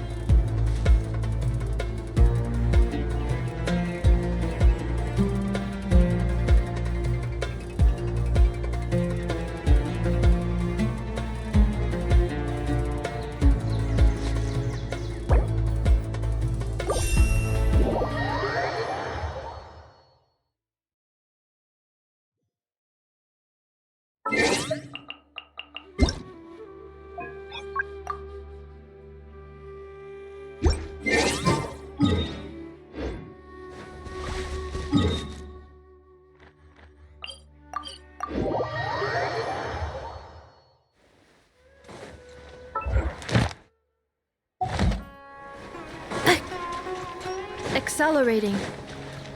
Ad Astra. Thank you for Ad Astra.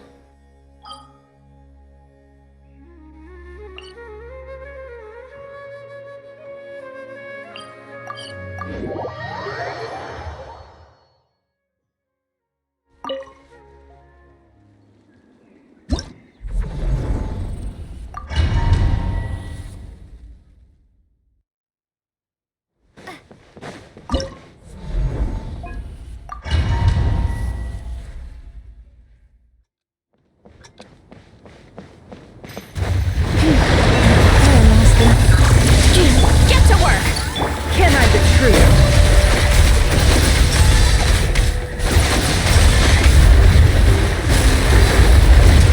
It all adds up.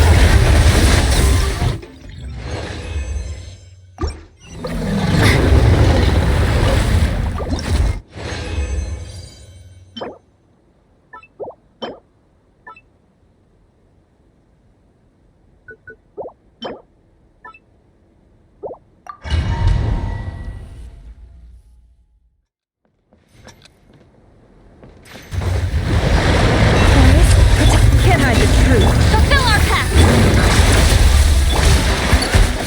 It all adds up. Let's see what you're made of. Can't hide the truth.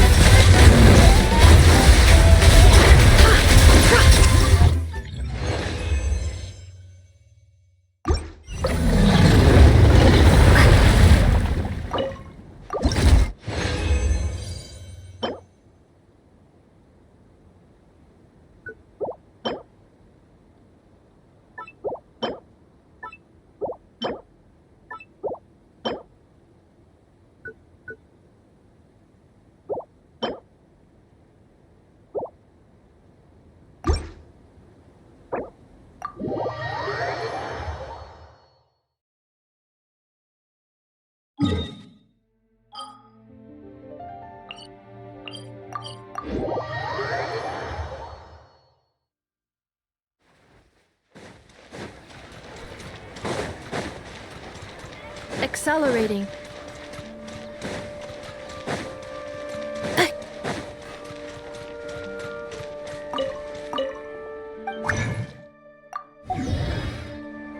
Accelerating.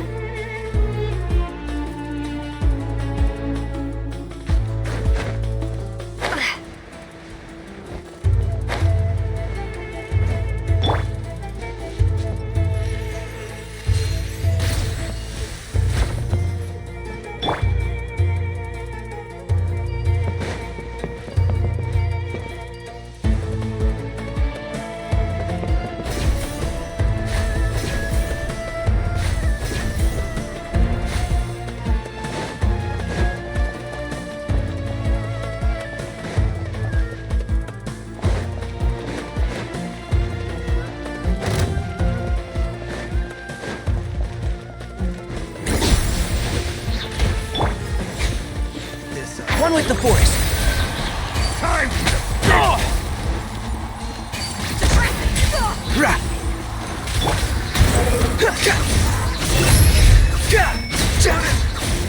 That's far enough! Jammed.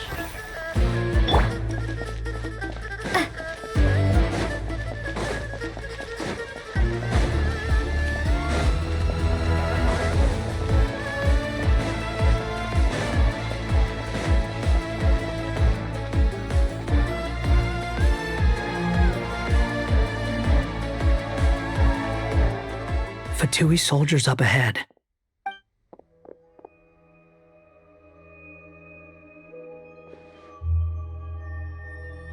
Careful. Prepare for battle.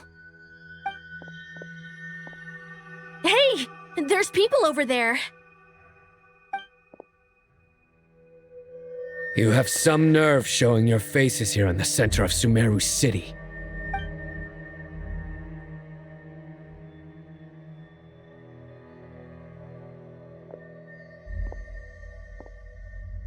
You're right on schedule. Well, this guy sure as heck isn't your average Fatui sergeant. They've stationed quite a few people nearby. It definitely looks like they were waiting for us. But something feels off. Everything about this guy feels too deliberate. I highly doubt he's just a subordinate of Dottores. And he's no mere sergeant. Whatever his rank is, it's high. Much higher than we thought. So you've been waiting for us. But it looks like you're geared up for a conversation, rather than a battle. Very clever, General Mahamatra Sino. I know you're the one in charge of this siege, and I look forward to making a deal with you. A siege? Sumeru City belongs to us! Historically, yes. But things can always change. We have quite a sizable force with us, you know. For instance... There's a Fatui ambush at the north gate. Can you handle him? We can for now. Yes, I'm quite sure both sides can hold their ground for the time being. The battle has not yet reached its climax. But what happens next? Do you enjoy watching bloodshed? Surely some of those here are people you count as friends. Once a war begins, some people must die. I doubt you wish that fate upon anyone you know. Wait a second. It's a trick.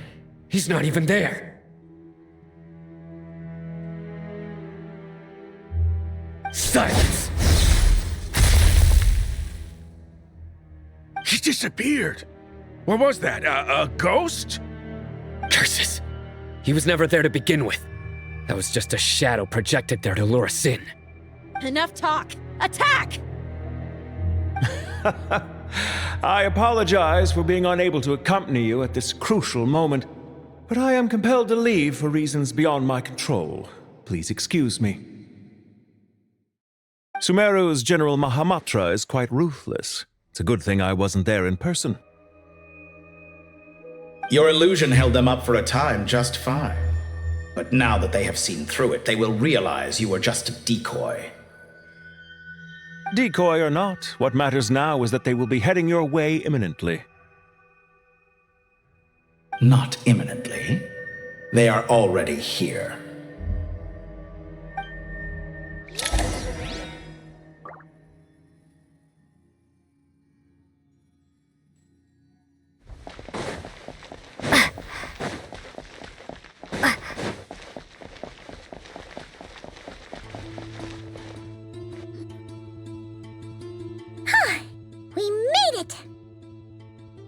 This is far enough. Tainari, you go help Sino. Don't worry about us. We'll manage from here. Are you sure you don't need me to stand guard? No need. Once the connection is established, we'll disappear from the sanctuary of Surasthana. Go help the others. All right.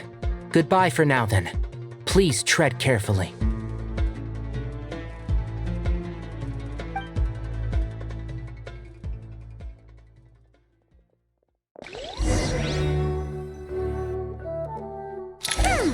Now where's the interface Nahida mentioned? Come on! Where's it hiding? Found it. It's over here.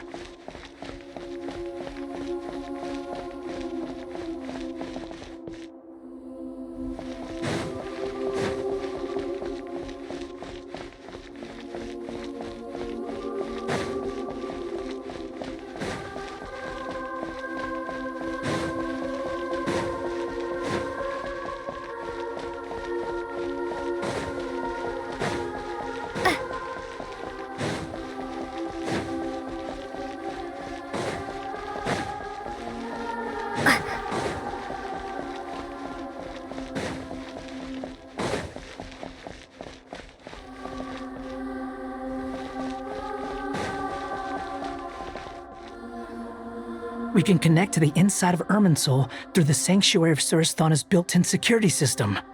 You should be pretty familiar with the process. Is it the same route as last time?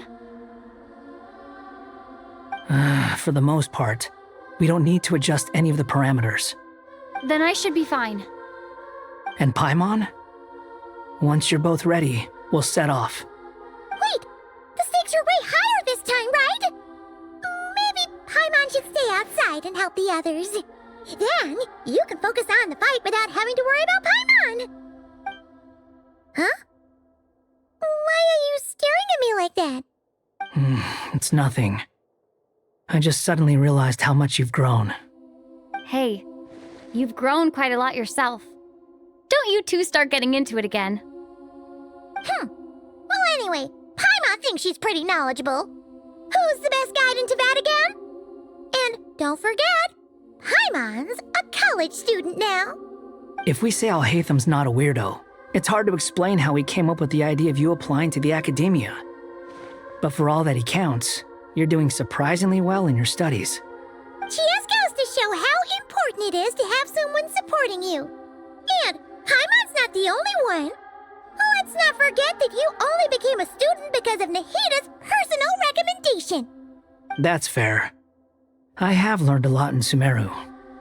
Oh yeah, did you ever come up with that ugly nickname you promised me? What? No way! We're friends now! Paimon gave up on giving you one ages ago. Anyway, isn't Hat Guy enough of a nickname for you? Fine. Suit yourself. We need to go. Paimon, if you're staying, look after yourself. Will do. Paimon's gonna link up with Tainari and Sino. You guys are the ones who need to be careful. We will be. Bye for now.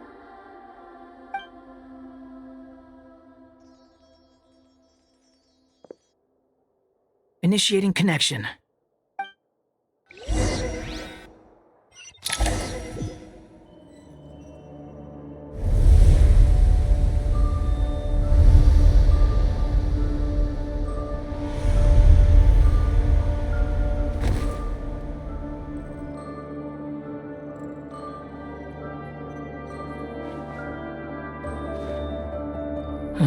Well, here we are again. Come to think of it, I still don't even know where we're going. Thanks to our terminals, it should be impossible for Irminsul to read. I can... Don't tell me. Only you need to know. That way, whatever happens to me next, it won't affect your progress. Listen to me. Your safety is just as important as mine. Don't even think about sacrificing yourself for the greater good. We came here together, and we're leaving together. All right, if you insist. I won't argue with you.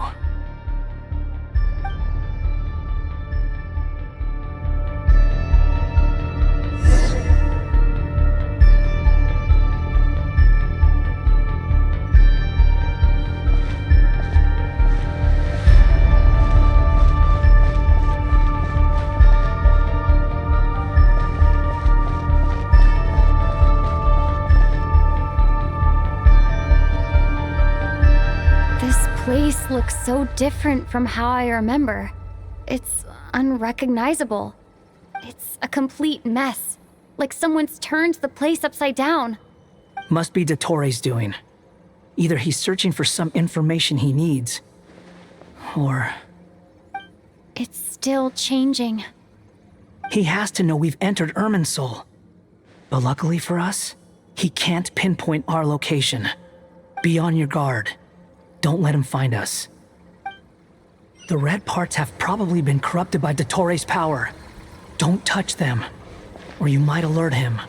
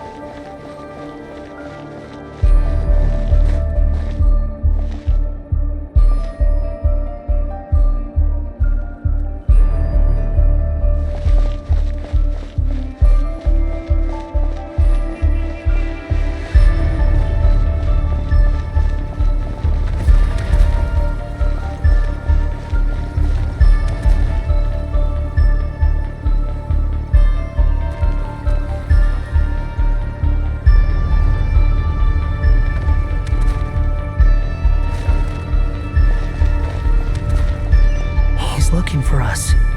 Tread carefully. That wall could be a problem. Fortunately, it looks breakable.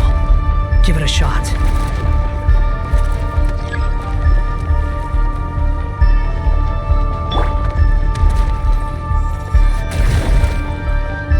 The wind rises.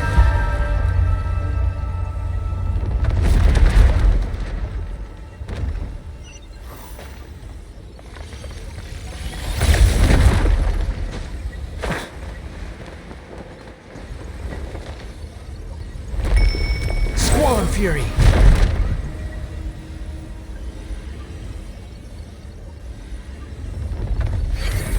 Search forth.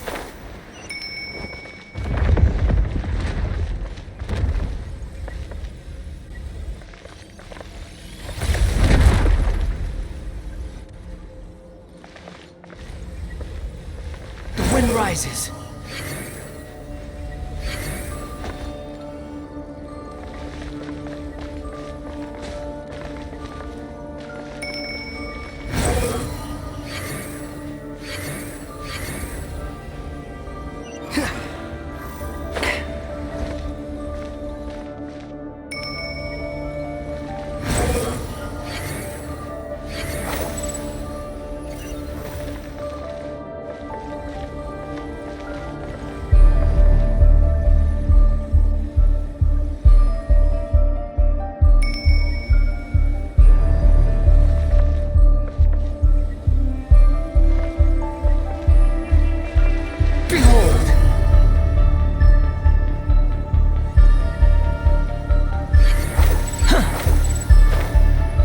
Trick again?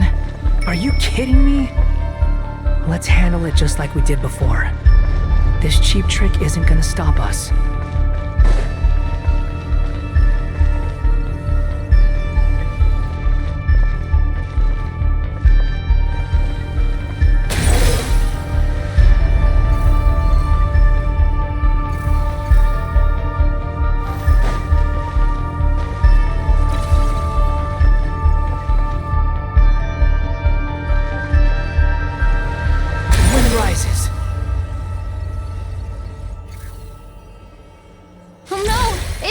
Trap! Is that why he was using the same trick over and over again? To get us to lower our guard?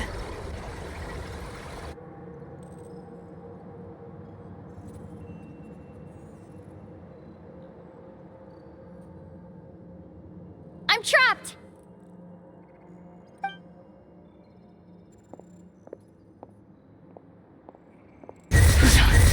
Why won't this thing budge?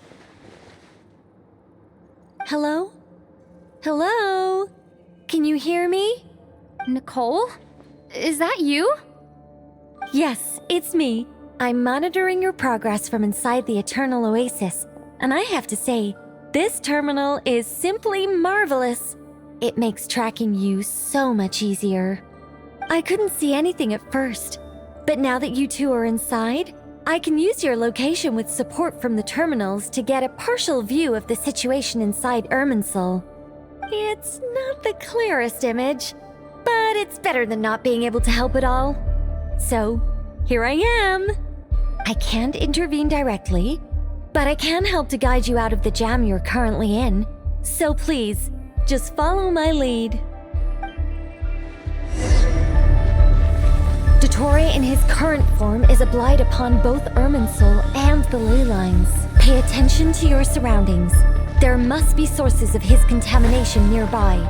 The corrupted information is his means of manipulating the environment. You must destroy them. Is that one of them? Precisely. Good work. But we're not done yet. Stay close, and let's see if we can find any others like it nearby. Quit following me. Too slow. How amusing.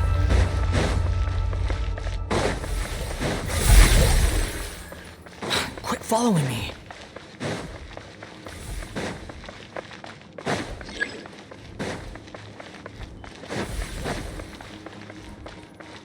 Squall and Fury.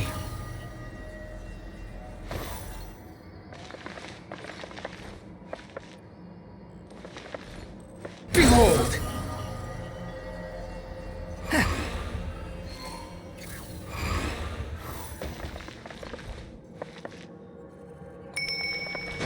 This must be another one. Agreed. Now... Wait! Watch out! It's Dottore. I think he's found us.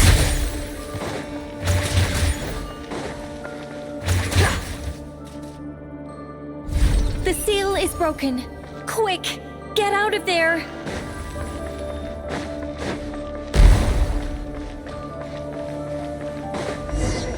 And where exactly do you think you can run to? Wait, what is that? Pursuers. That's gotta be it. Run! Don't let that thing touch you. Dodge that attack!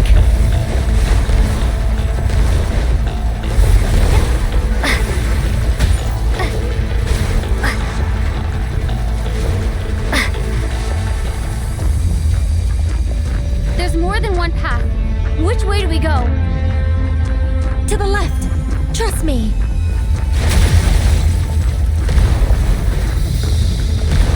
Fleeing like vermin. What a pathetic sight. Hey! Watch yourselves. Stay focused. There's a cliff ahead. Jump!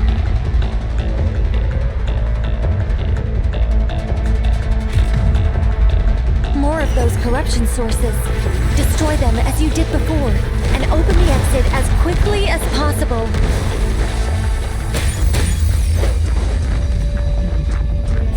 They're relentless. Is he trying to wear us down? You'll just have to destroy these too.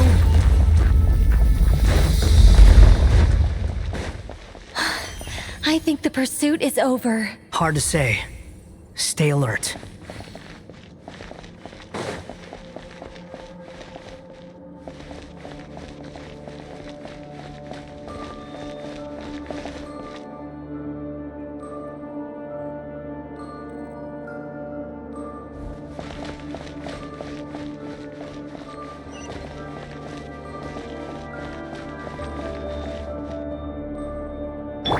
Wind rises.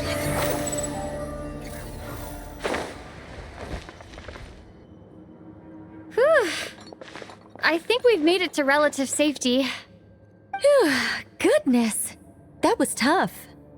You doing okay? I'll be fine. Don't worry. Take a short rest, and then...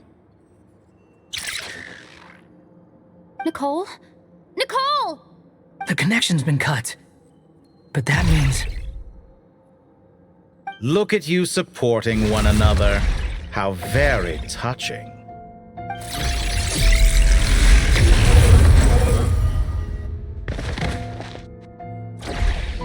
Dottore! Took you long enough to find us. You're more useless than I thought. Oh, really? I think I deserve a little more credit for my methods than that.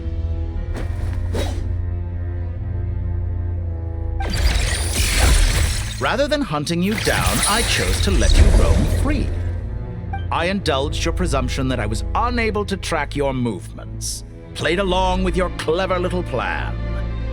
Fleeing is for animals, but I rather enjoy watching you flee. Some things lose the will to run altogether as soon as you put them in a cage. If that's true, then why did you come looking for us? Because I wanted to observe you up close, of course. Don't misunderstand me, I'm not here for a fight. Is it so unusual that I wish to greet my old acquaintances in person? After all, it's been a while. Scaramouche.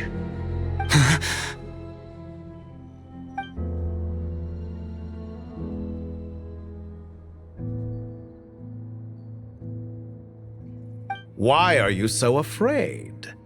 I have done nothing unprecedented in discovering the truth. Nor did I go to any great lengths to uncover your story.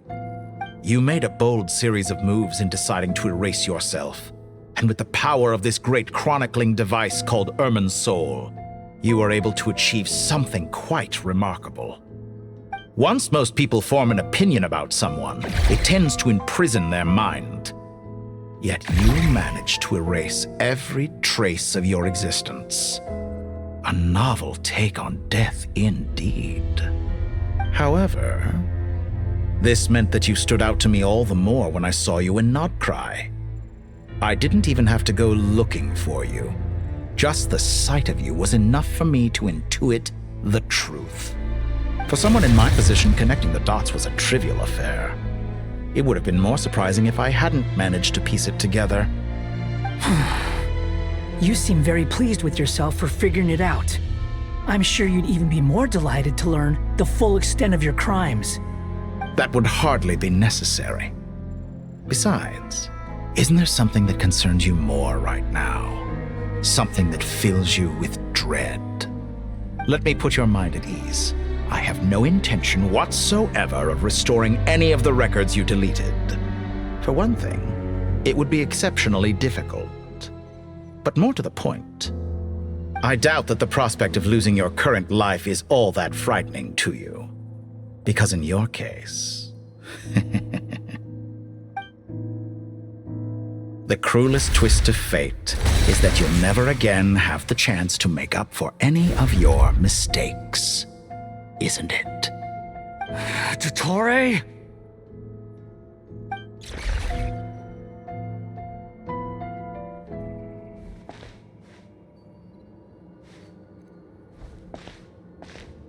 All here shall bend to my will.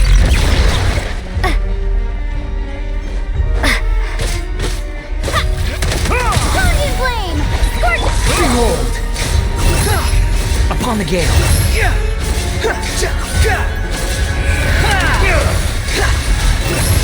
dead! I'm afraid you'll need to do better than that to take me down. I expected you to have grown stronger. Ah, how foolish of me. I forgot that you lack any means to increase your power. You will pay for everything you've done. Oh, will I now?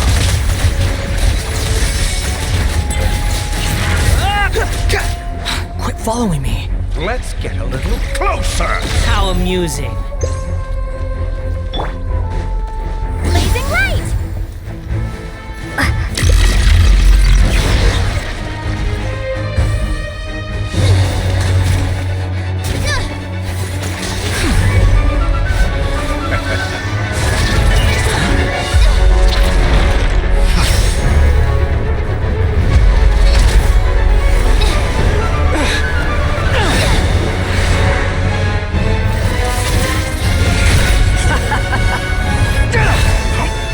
Does the prospect of death amuse you?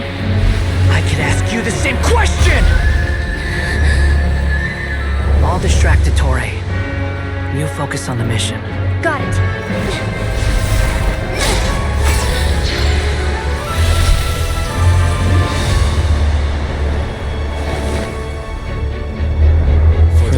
lives in dreams of the masses. Open the secret door on this enchanting night. May wisdom's light eradicate ignorance and darkness, and hereby fulfill our ancient vow. Commence data extraction.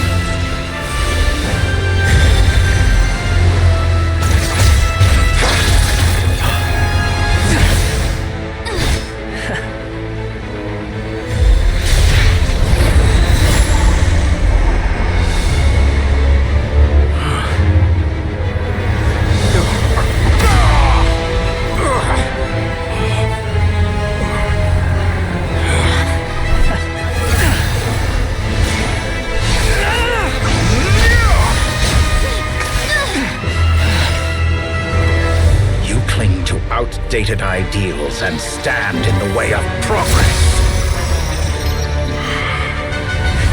You will pay for interfering with the grandest experiment of all time.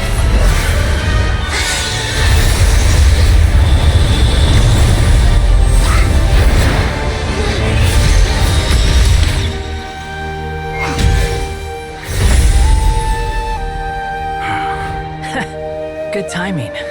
Dotori, as clever as you are, you fail to understand wisdom. Wisdom takes many forms, but the path you have chosen eschews them all. Huh.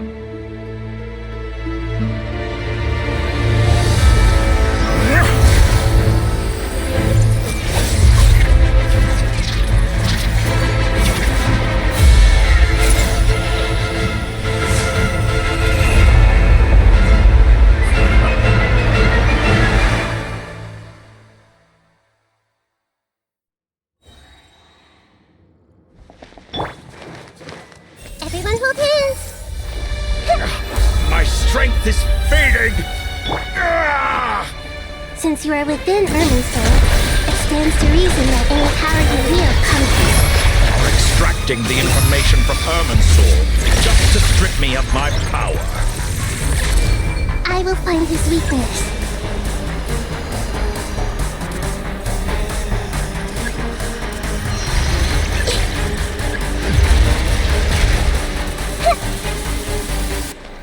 Squall Fury! Upon the gale!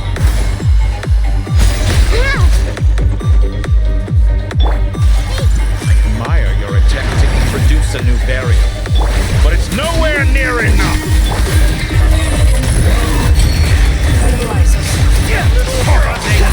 Petty trick!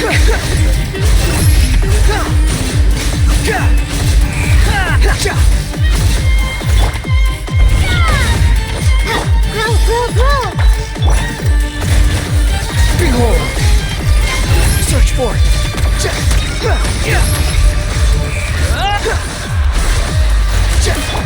Blazing light! Burn all before you! Blade of the primal blade!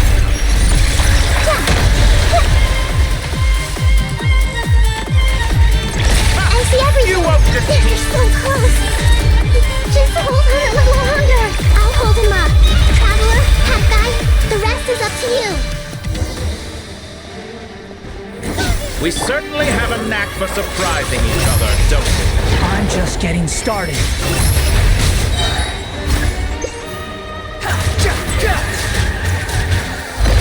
It's time!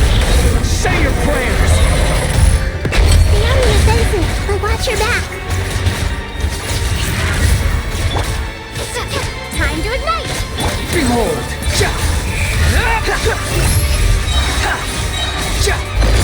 It's time! Say your prayers!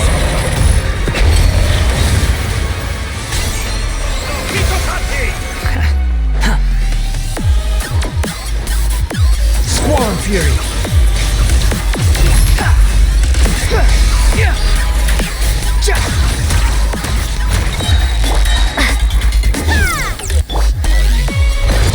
It's time! Say your prayers!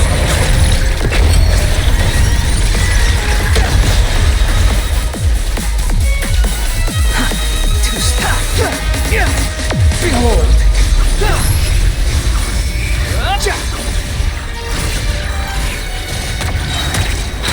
following me? Let's try Squall. this. It's time! Say your prayers!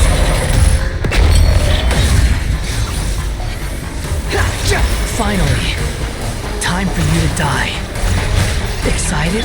Time for me to die? How could I have reached this place if death were something I feared? The last gasp struggle of a dying man is a pretty pathetic sight. And I know it when I see it. We shall see about that.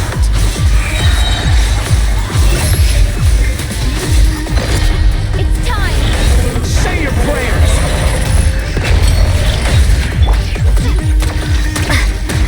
Blazing light! Let's try this. Muso no Hitotaki!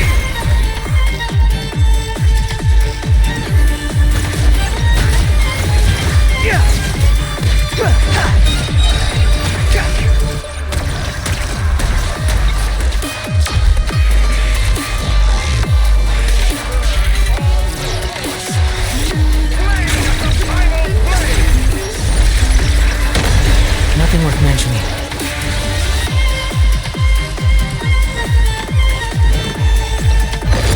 It's time!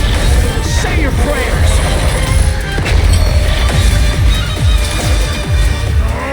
That's enough!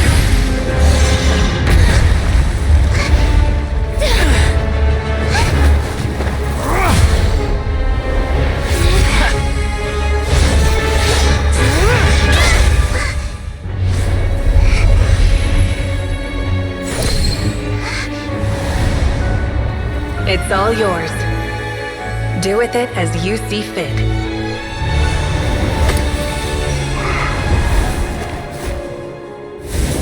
Just as you say, this world is home to some archaic things. And as you suppose, you are a formidable opponent. You have long coveted the secrets of wisdom. So now, I will demonstrate true wisdom in action. I invoke my supreme authority as the keeper of Irminsul. Commend me or condemn me. But give your verdict now!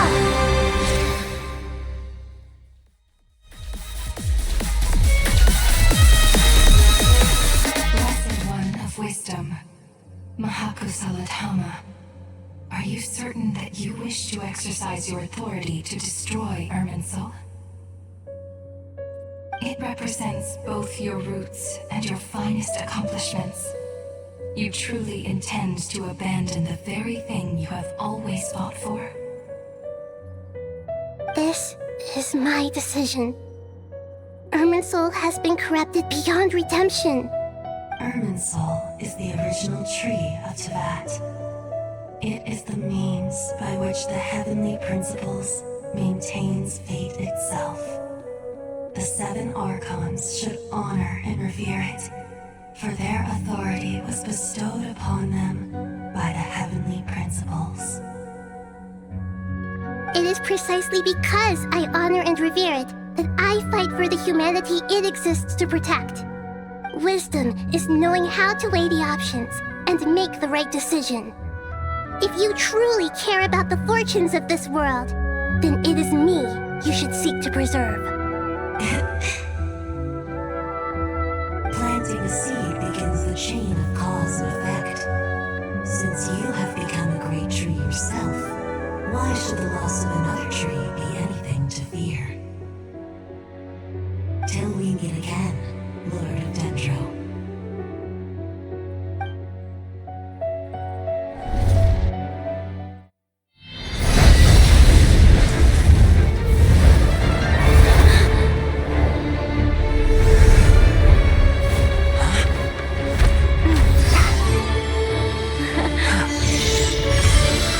The first flame. The pure, cleansing fire.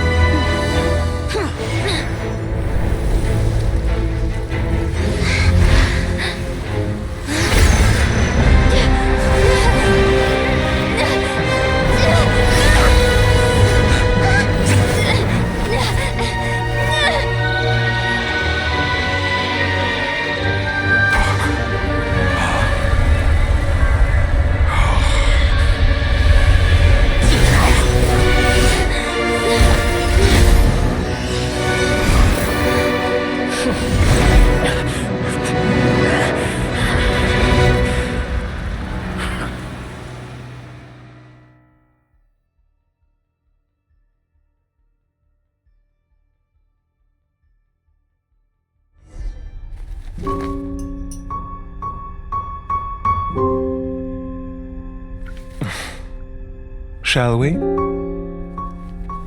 Where were we? I was suggesting that you needn't perform when signing a contract. You're only sitting here because your bank demanded an evaluation of the trustee.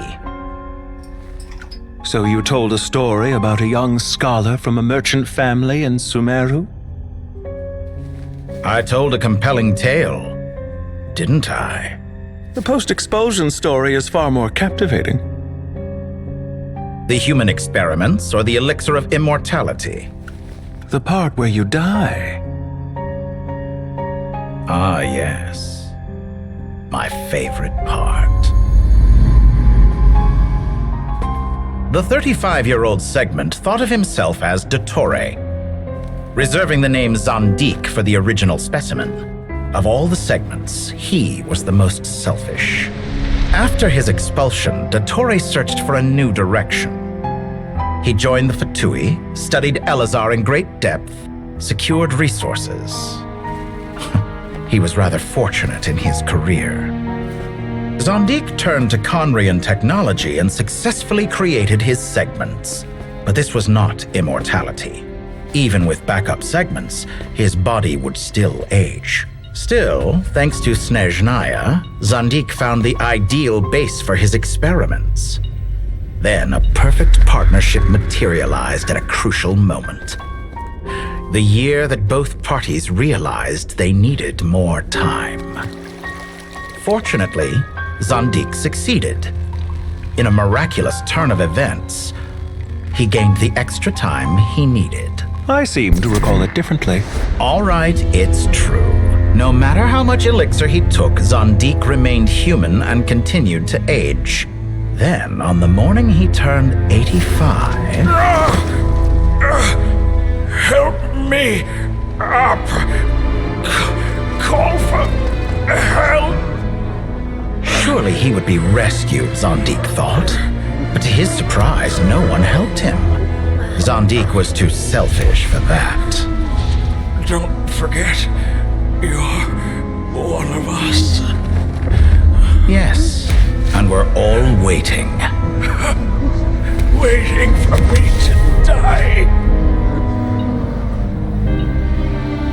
Pantalone arrived for a meeting and happened to witness what followed. He found it unsettling. I never said that. But the Zandiks were unfazed. It was a rare opportunity for self-dissection.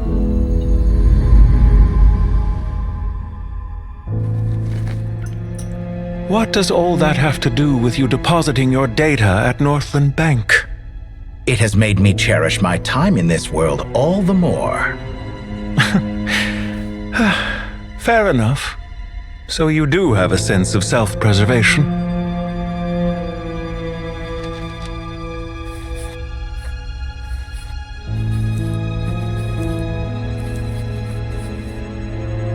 What do you mean? You're hardly normal, and you don't cherish life.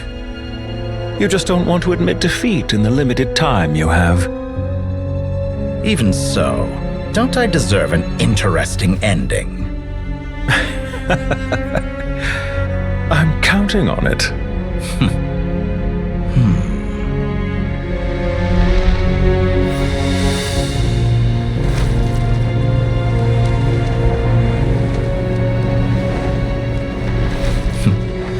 If nothing else, I expect my funeral will be a grand affair indeed.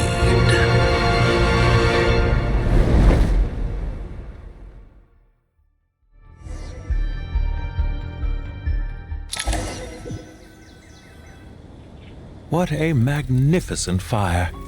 In Snezhnaya, we light fires to ward off the cold. Fire, it seems, is antithetical to ideas such as cold, frozen, and unchanging. Perhaps it has always been that way. From the beginning, fire has been used to drive away wild beasts and warm the body and mind. You could say it's a form of treatment. One that cures the human heart of mortal fear. Mortal fear? Something you haven't been acquainted with in a long time, by the sounds of it.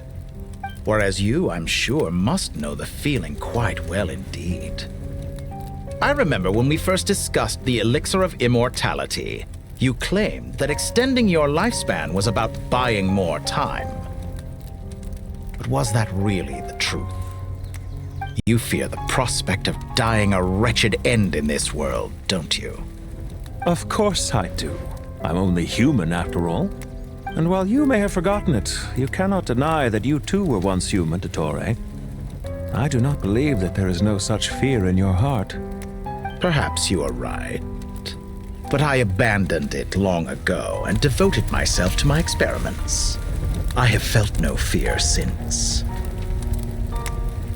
From the very beginning, I never thought you could win this game. But still you came, contract in hand, to honor our agreement. Because I am a reputable partner. And as we have discussed, experiments are about more than results alone. The process is equally important. I have come here and completed my creation, and I do not regret my decision. I'm afraid your journey ends here. After I die, there will be no one to make the elixir of immortality, and your remaining stock will only last a few more years. How then will you prove that you didn't perish in this incident alongside everyone else?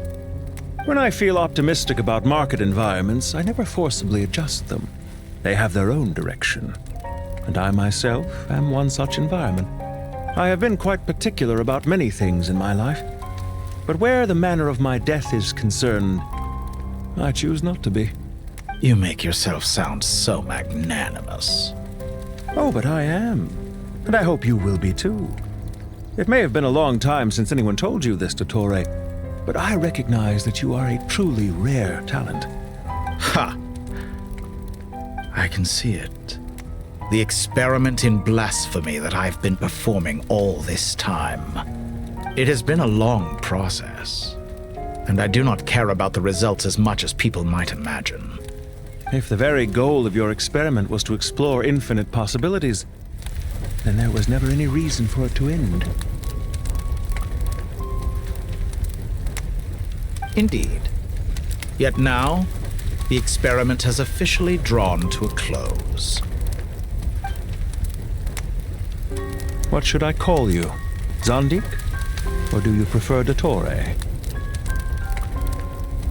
Suit yourself. Goodbye, Feofan.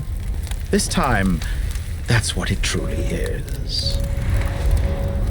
And don't I know it? Goodbye, Zandik.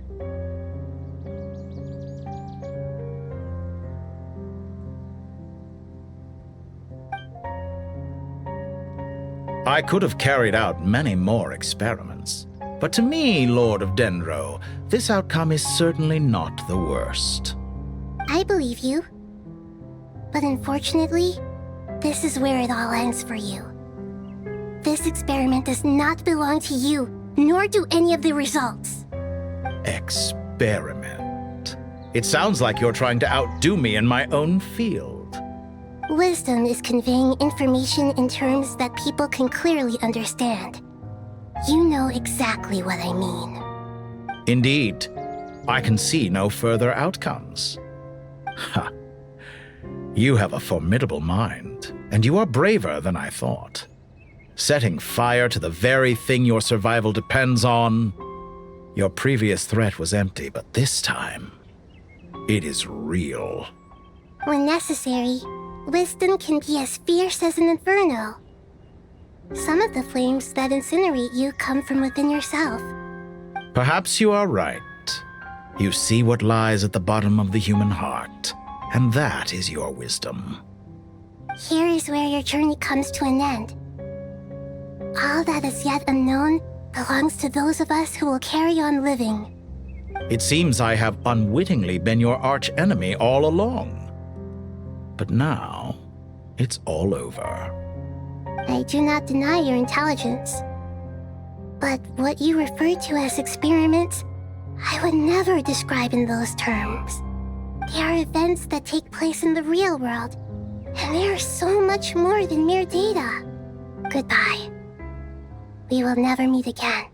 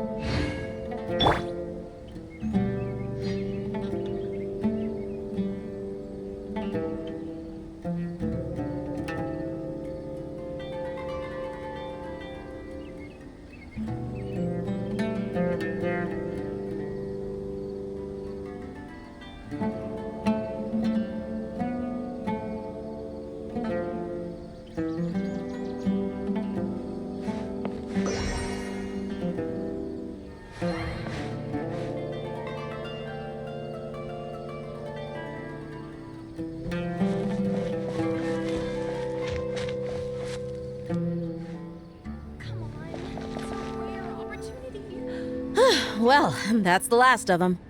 Everyone on the list is already back where they should be. It was a long, hard road, but we finally finished escorting everyone back. I just pray that we'll never need to leave again. I hope we can stay here forever in this peaceful paradise of our own choosing. Paradise. In the annals of the Temple of Silence, that word carries great significance. It represents the hopes and desires of the gods. Their longing for a place to rest. I wouldn't think gods need such a place. People always think they're the only ones who can lose their homes. They forget that gods too need a place to reside. As the Goat King once said, "A god without his people shall cease to exist." Gods need their believers every bit as much as their believers need them. Only we can truly understand how much the desert faith has faded over the centuries. But we still talk about the gods as though they're part of our lives. Given the myriad ways in which gods and humans interact, I'd say they really are. How else could Dunyarzad consider the Dendro Archon a friend? Well, that sounds about right to me. Describing them as friends sure makes us feel a whole lot closer. If you told me a few years back that I'd have this many friends, I'd have called you a liar. Belief is a choice, just like friendship. We've made our choices through battle. The right ones, wouldn't you say? I'll be heading back to the Temple of Silence. I heard the Goat King and the Ibis King decided to pay us a visit. How about you? It's back to Aru Village for us. Still plenty of supplies to distribute and people to help. Until next time, old friend. As long as you can find the time, you're always welcome to visit us in Aru Village. Right back at you. Make sure to drop by the Temple of Silence the next time you're free. Where it is that two of the other 7 pillars, Shezapang and Bennu, might also be dropping by. Since you're wearing the symbols of their power, it'd only be fitting if you came to see them for yourselves. Dropping by?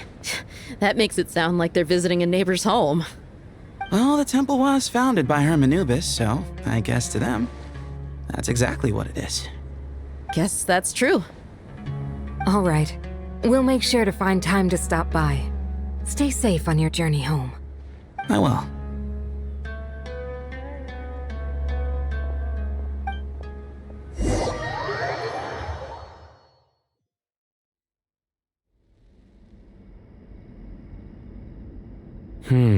You do have a point. See? Retirement has always been a problem, especially for old-timers like us who've been locked away all these years. You finally step out into the light, and bam! You're face to face with a whole different world. Naturally. What do you think, Layla? Huh? Why would you think to ask me? How could I possibly be qualified to decide where the servants of King Deshret should live? Sorry if my question was unclear. Do you think their statues will stand out too much if we place them here? Hey, I never agreed to this. How could we possibly allow our statues to be left in Hermanubis' home? That would be like breaking into someone's house, then pretending it belonged to you in the first place. Different beliefs can coexist. We still need to respect one another. By which you mean, you two plan to stay at the Temple of Silence, for a while at least, but you have no intention of relocating your statues here. So, you see this as sort of a family visit? Is that correct? Family. Huh. You could say that.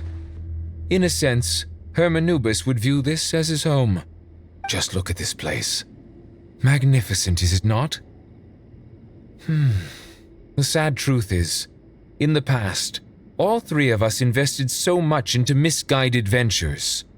We failed to build what we should have, and wasted so much time instead. And what do you mean by that? I mean that for the most part, time spent associating with the likes of Sobek, and, let's say, Thoth, might reasonably be considered wasted. Why does that not surprise me? Go on. Anyway, given how much time we'll all be spending together, I'd say that the bonds we built will end up proving to have been a sound investment. Once Sethos, the current leader of the Temple of Silence, returns, you can discuss the matter of staying here with him. But judging by the expressions of everyone here, I imagine you'll receive a very warm welcome. This sacred ground houses untold knowledge, after all. What better place for the servants of King Deshret to appear in the mortal world? How about we share a meal together first? I imagine it's been many years since you last tasted fresh food. Oh, that sounds wonderful! After so many hundreds of years, I can only surmise that desert cuisine has become a lot more varied. Are we having a get-together? If you'd like, I can help prepare some food. After all, Lord Thoth, you helped me so much in the desert, and I still haven't properly thanked you. Oh, my, that would be wonderful. I'm touched that you still remember. How the times have changed. To the people of today, it seems the Ibis King has become a kind and passionate god. And you, Mr. Herreshoff? What kind of god do you wish to be? To be honest, I haven't given it much thought. How about you, Dendro Archon? Do you have any hopes for your future? Me? I'm very happy with my current life. Forgive my bluntness, but you do not seem to derive your authority from majesty and might, like Lord Al-Akhmar. Clearly your approach has its advantages, but also its dangers, don't you think? I do, but projecting a majestic front doesn't really suit me. Besides, my relationship with others isn't simply one of a god and her people. Not putting on airs might earn you more adoration. Exactly. Besides, I really like parties where everyone brings their own food and we all come together to share. You should join us. I'm sure you'll find it fun. Last time when we got together for a picnic near the Avidia Forest, it was quite the occasion. Seeing as you're already here, how about we hold the next one in the desert? Can we do that? Wouldn't Tainari have to transport a ton of drinking water? Don't worry, I can help out. Layla, would you like to join us next time? Me? Sure. The more the merrier. That way we... Don't take this the wrong way. I just think you should know. When it comes to passing the time, chess is more our thing. In that case, Dendro Archon, what do you say? If I were to compete against you, I can't say with certainty I'd win, but I certainly wouldn't mind giving it a shot. Where's Sobek? I'm sure he'd be good for a few rounds. Cards, cards, cards! I'll always prefer chess. I wonder what variant of chess we're talking here. Mr. Thoth, is there some sort of astrological significance to this game? Oh, I'm glad you brought that up. As long as the leader of the Temple of Silence agrees, we can search Hermanubis' place for books to teach you how to play.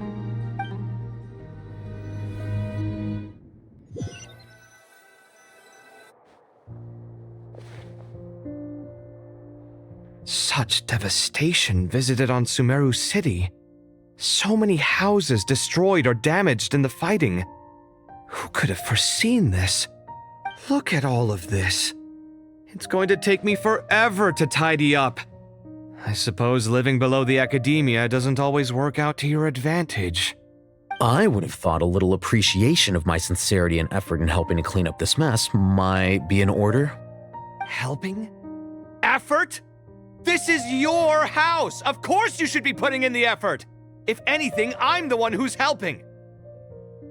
So you see yourself as just a helper in this situation. I must admit, I'm rather shocked. If you're trying to say that since I live here too, I have an obligation to tidy up, fine, I suppose I do. Wait a second, stop changing the subject! Nevertheless... In the wake of a great storm, a missing roof is a predictable inconvenience. Can you stop making it seem like I care more about this house than you do? Doesn't it upset you at all to see your home in this state? I won't pretend it's ideal, but that's no reason to be upset. This is the roof over your head, your shelter from the cold. The furniture is scattered, the paintings have fallen off the walls, the windows are shattered. Don't you feel even a little disheartened? The way I see it, these problems are easily solved. Ugh, this is precisely why I hate talking to you about sentimental things. It's like banging my head against a wall. You simply don't understand just how much work goes into making a proper home. It sounds like this is causing you a lot of anguish. You mean the house or the paintings? I mean your sentimentality. Oh, well, yes. But I'd rather not dwell on such things right now. Generally speaking, when anguish becomes the norm, people usually make an attempt to improve their situation. But there are so many people and things in life that are difficult to change. It's not like you can force them. Besides, anguish can be a source of inspiration, and I'm not sure I could break my reliance on it.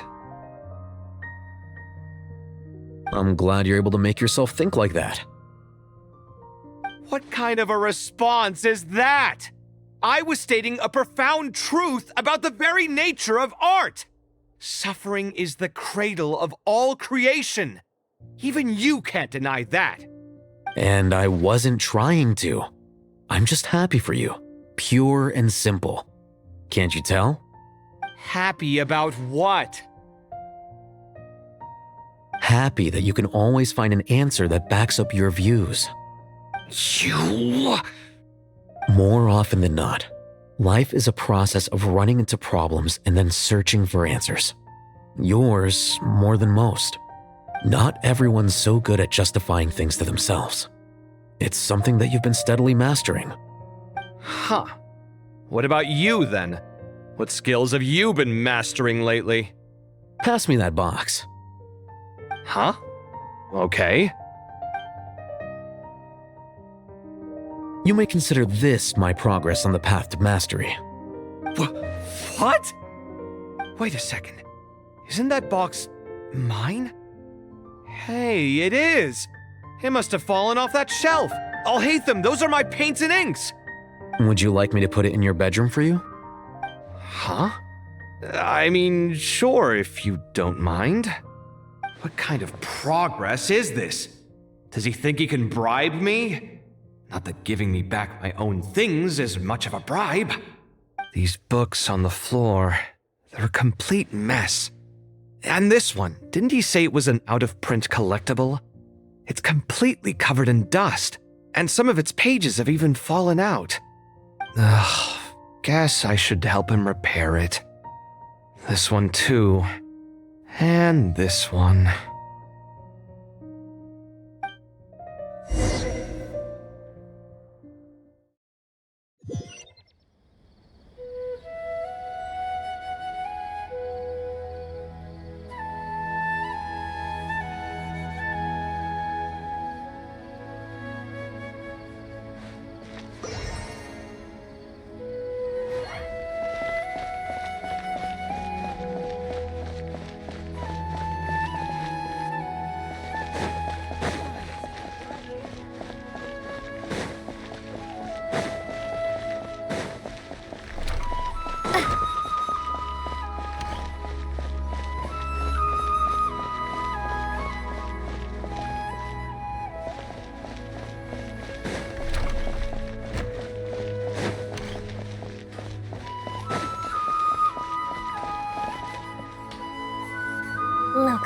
masterpiece. Imported goods. Such a bright future ahead. I can picture the Mora just rolling in.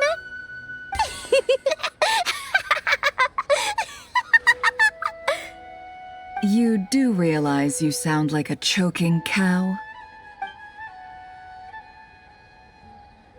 It's called being imposing. Can't you feel it? Are you not intimidated? Oh, I'm positively shaking in my sandals. What commands do you have for me, oh mighty Lord Sangamabe? You've got a lot of nerve, Nefer. You went and told Candace and the others everything, didn't you?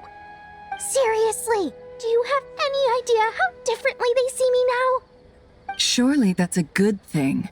I presume they're more disposed to actually like you now, maybe even view you as a friend. You traded my secret for sympathy! Thanks to you, I've lost every last shred of my mercantile majesty. How am I supposed to make anyone think I'm a big, scary investor now? The dark days of Lord Sangamabe are behind you. Why not take this chance to make a few honest friends? Speaking of friends, since when did the notorious Lady Nefer gain such an admiration for holier-than-thou types? A moon chanter here? An angel there? Who'd have thought it?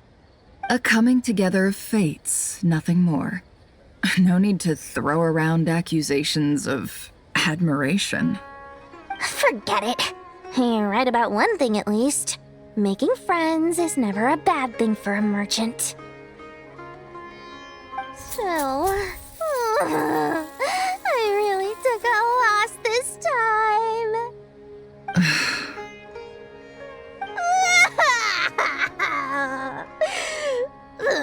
What are you looking at? I'm trying to see if you're really crying or if those are just crocodile tears. A little birdie told me that when Lord Sangamabe makes money, the tears flow from the center of her eyes. But when she loses it, they flow from the corners. Which is it this time? Ugh, you are so annoying. I'm not talking to you anymore. Nefer, thank goodness you're here. I've been looking everywhere for you. Huh? Oh, well. If it isn't the House of Dana's very own librarian. What can I offer you today, Miss Katayun? Oh, no, I'm not here to buy. I'm here to bring Lady Nefer a book, and a fascinating one at that. We agreed to meet at the entrance to the mausoleum of King Deshret. One more thing, I bought this copy with my own money. It's not borrowed. Reasoning knows not time of day, but suspense always follows a blizzard. That's quite the mouthful. Huh? Isn't that the one that... It was all the rage for a while. People throughout the city were clamoring to get their hands on a copy. The names inside were all circled. Everyone thought it was a riddle. Don't bring up that book in my presence. I don't even want to hear its name. That thing was nothing but a scam. Surprisingly enough, I've actually heard of this book, though it doesn't seem of much consequence. So what truth lies behind it? You're from the Vahumana and you're asking me what the truth is? I'd say the actual truth was about the least important part of the whole episode. I brought you this book because it probably has the most interesting backstory of any in the House of Dana's collection, at least in recent years. As for its quality, well, you can judge that for yourself. Don't tell me it's actually any good. You may not know this, Lord Sangamabe, but Lady Nefer has a fondness for books with... how should I put this? Mixed reviews? No eye for good literature, huh? Perhaps she feels that bad books hide interesting secrets? But I shouldn't put words in her mouth. It's probably fair to say she prefers the conversations that books can spark over the substance of the books themselves. Suits my style as an intel broker, wouldn't you say? Very interesting, thank you. I'll return it to you once I'm done reading.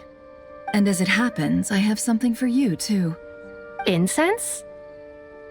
I imagine you've already used up the incense I gave you last time. Here's some more. This batch is from Nodcry, so the scent won't be quite the same.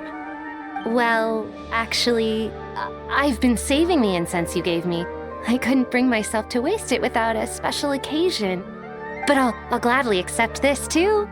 And I promise I'll use it this time.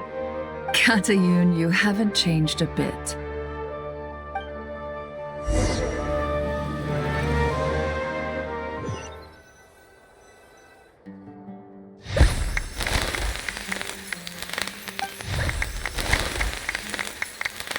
Congratulations, Kale.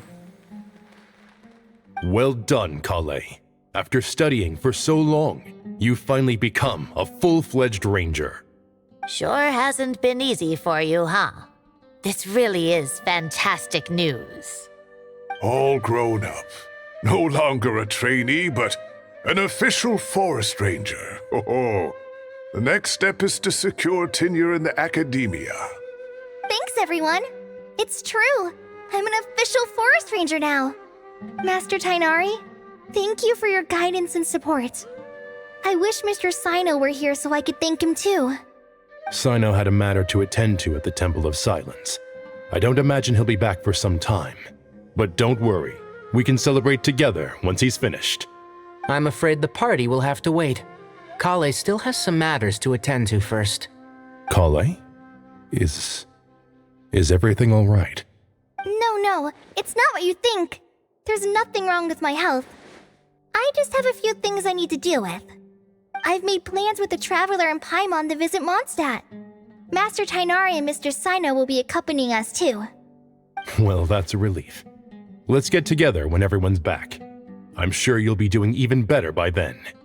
Of course. I have a feeling you're right.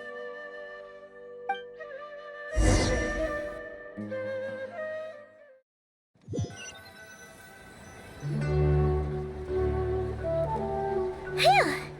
After all that catching up on sleep and food, Paimon's feeling full of vim and vigor again. For someone who spends so much time resting, your recovery routine is surprisingly simple. Hey! Paimon's been working her butt off too, you know. She flew all over the city helping everyone out. Don't worry. I saw how hard you worked. Alright, we all know you're the most hardworking person in Tavad. As long as you're rested and full, that's what really matters. Paimon's been looking around the place, and it seems like the city's already on the mend. But Paimon's been wondering how Nahita's doing. We should check in on her.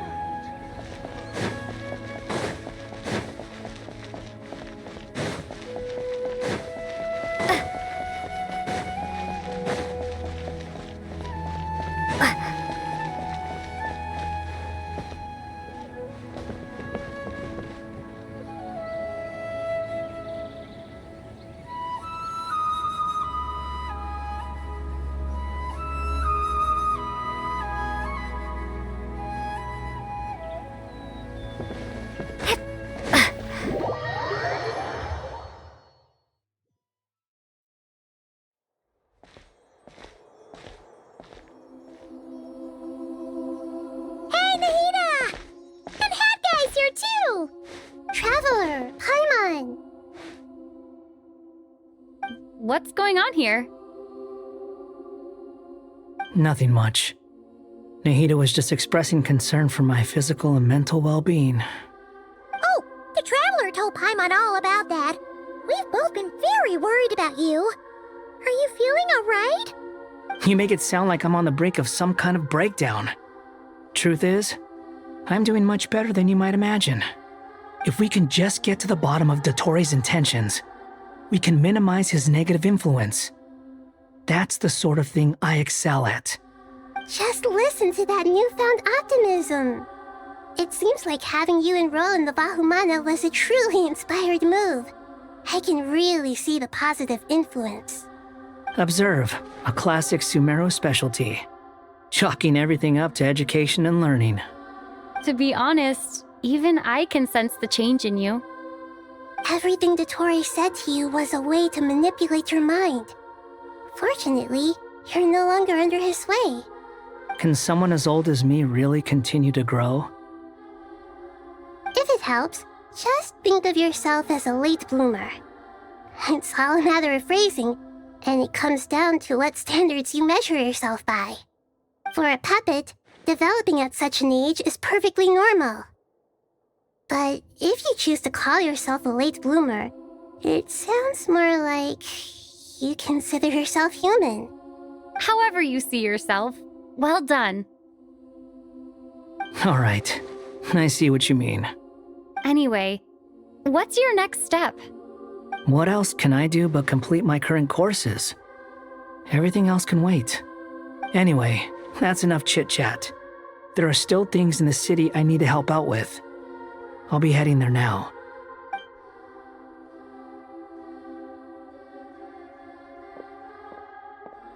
I'm so happy that Hat Guy is doing better than we thought. But what about you, Nahida? How are you holding up? The pyronosis burned down the corrupted Irminsul. The flames blazed for 7 days and 7 nights before they finally subsided. All that was left were the parts underground. Now, Aru shoulders the responsibilities that once belonged to Irminsul. The situation was contained before it got out of hand, so Tevat's most vital information has largely been preserved. Irminsul has a strong influence over you, doesn't it? How will you cope now that it's gone? There is no need to worry. Thanks to Nicole's extraordinary talents, my connection to Irminsul has been severed and transposed onto Aru. Angels can do things like that? They can. Such abilities are precisely what makes them so powerful. The goddess of flowers, Nabu Malikata, once claimed that she too could perform feats beyond the reach of mere mortals. In my eyes, much of what she went on to achieve reached such transcendent levels. Her and Nicole really are both fascinating and magnificent. So, does that mean your situation is stable now? Correct. Just imagine that Aru has become the new Irminsul, and the essence of my existence has been bound to it. The wisdom of Sumeru has ultimately converged into a single, unified entity. Should we ascribe this all to fate, or is it merely fortune? Whatever it is, the important thing is that you're okay, Nahida. Dendro Archon, Lesser Lord Kusanali. Oh, thank goodness you're here. Greetings, Traveler and Paimon. Sir Nevis, do you have something urgent to say? Yes, there's something I need to report. We've received a message from Snezhnaya.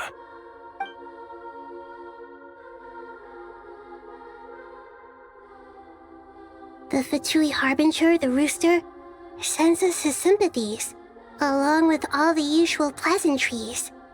His stance is that, following the unrest and Nod Cry, Dottori was subjected to internal censure. This madness was the act of a rogue element, One who cannot be seen to represent the Zapoliarni Palace. No less than can be expected. Snezhnaya paid a heavy price working to stop him. They even lost one of their own harbingers. The letter goes on to say that even so, Snezhnaya cannot claim to be blameless. Apparently, they will deal with the Torei's subordinates in accordance with Snezhnayan law, holding all those involved in his crimes accountable. Additionally, they are supplying relief funds and supplies, which are already en route. They hope this will aid in Sumeru's reconstruction. Sounds like he's got an answer for everything. True. But as diplomatic rhetoric goes, it's highly effective. Completely watertight, both in logic and sentiment. This disaster has had a profound impact on Sumeru. There is much that I will keep in my heart. The matter of the Torei can be seen as settled for now. We are sure to cross paths again in the future, and in that light, Snezhnaya would do well to uphold their responsibilities and keep a tight rein over their actions. With Irminsul burned, the flow of fate now carries many more possibilities. I will be watching carefully. Perhaps we can move on to a less serious matter? Dendro Archon, will you eat with us once this matter is dealt with? Everyone wishes to celebrate together. Your presence would be most welcome. Of course! Junior Zod, Sino, and Hypatia all told me the same thing. If there isn't enough room for everyone, we can arrange back-to-back feasts. What a wonderful idea. That just leaves the question of what we should eat. Not more tomatoes, surely. More? Dendro Archon, what do you mean by more tomatoes? Those good friends of yours are always talking about tomatoes. Sometimes when I'm walking through the city, I can even hear them arguing in the fields. Since you see them so often, you must hear about tomatoes even more than I do. Tomatoes. Tomatoes. The word has a certain magic to it. Like the autumn fur of a sumpter beast swirling in the wind, sometimes flying up my nose. Tomatoes. What can we make with tomatoes? Wait, why tomatoes? Take your time, there's no need to rush. The Traveler, Paimon, and I still have somewhere we need to visit. You'll have plenty of time to think it over before I return. Does this mean you're going to Natlan? Meet them there in person. It will require a long journey. I know. But this is necessary. I must go myself. Traveler, Paimon, we'll set off as soon as you're ready. Is that all right? Sure. We'll be ready whenever you are. You'll hear no objections from Paimon. We should grab some snacks along the way, though. It'll be just like going on a long holiday. Wonderful. I'm looking forward to this so much.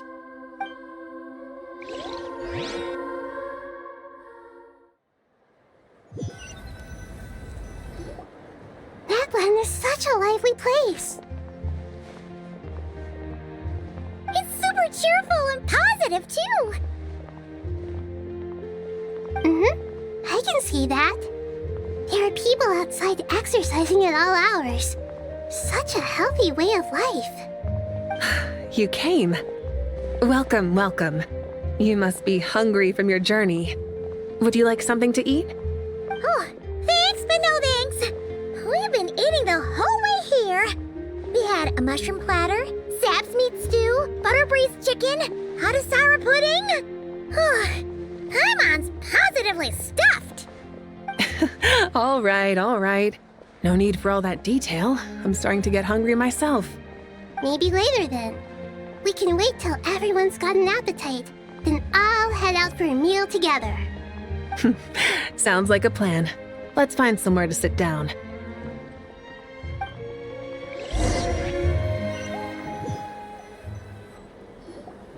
I should tell you, I already have some sense of why you've come.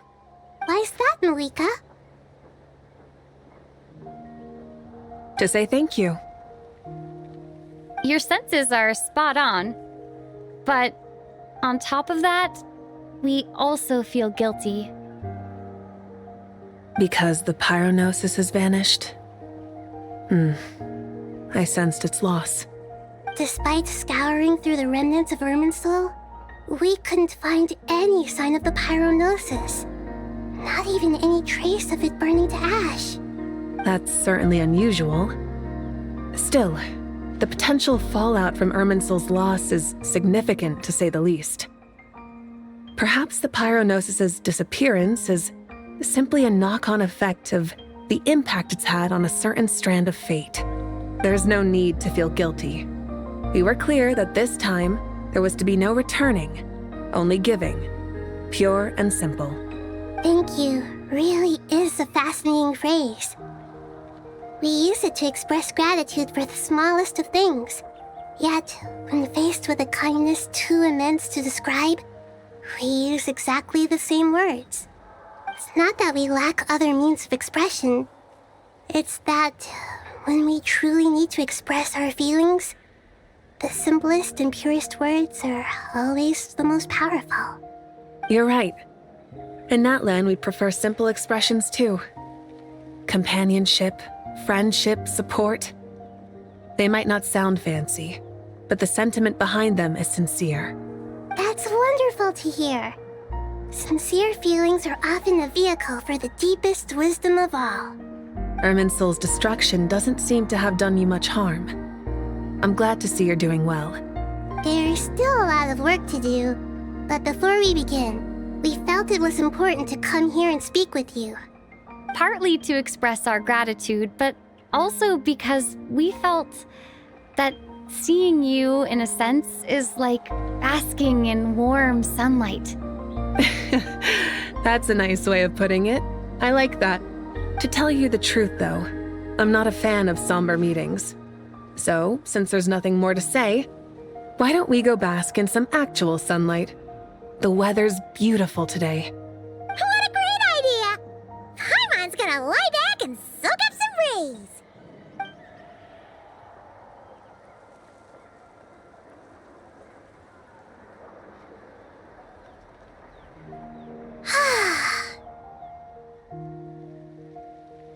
In that case, I think I'll lie down for a bit too before we head to our next stop. And where might that be? Mondstadt. Paimon and I are gonna head back there with Kale and the gang. Long ago, I sensed that the god remains inside Kale had come from the goddess of flowers, but I kept it a secret. Those remains weren't hurting Kale, not as she is now. They simply exist. Besides, I could sense a deep yearning within her. A yearning for an ordinary life.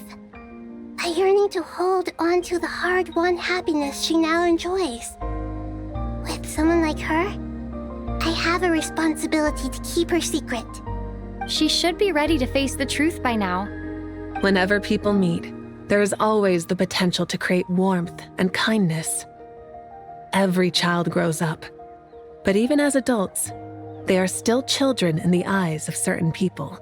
Oh, just like how Paimon sometimes sees Nahida as a little kid. Is that so? Well, anyone who's friends with a kid is probably a kid themselves. Of course! And there's nothing wrong with that. When we get back, we'll actually be hanging out with another of our friends who happens to be a kid. Or more like looking after, in her case. Anyway, we'll always be there to watch out for our friends. Dear Sucrose, when you receive this letter, I'll probably be as busy as always. But busy with wonderful things. That's because I'm no longer a trainee. I'm now an official forest ranger. Impressive, right? Sino said that official rangers sound much tougher than trainees. Though he did say it was already pretty tough to start out with. You probably heard that something big happened in Sumeru recently. Don't worry, it's all been taken care of. We're heading to Mondstadt soon, so if you're free, maybe we could meet up? Plus, it's not just me. A few of us are going. Hey, do you still remember that time we all got together? You know, when we all went to the Windbloom Festival? It'll be just like that.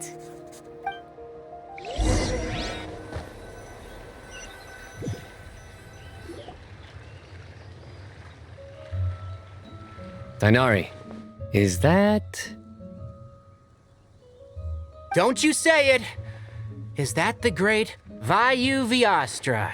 Behold, the great Vayuvyastra, General Mahamatra. How times have changed. I wasn't expecting you to beat me to the punchline. You've changed. You've really upped the aggression in your battle against Sino's jokes. Kale, how did you know what I was going to say? For the love of... Hey! Traveler! Paimon! You're right on time!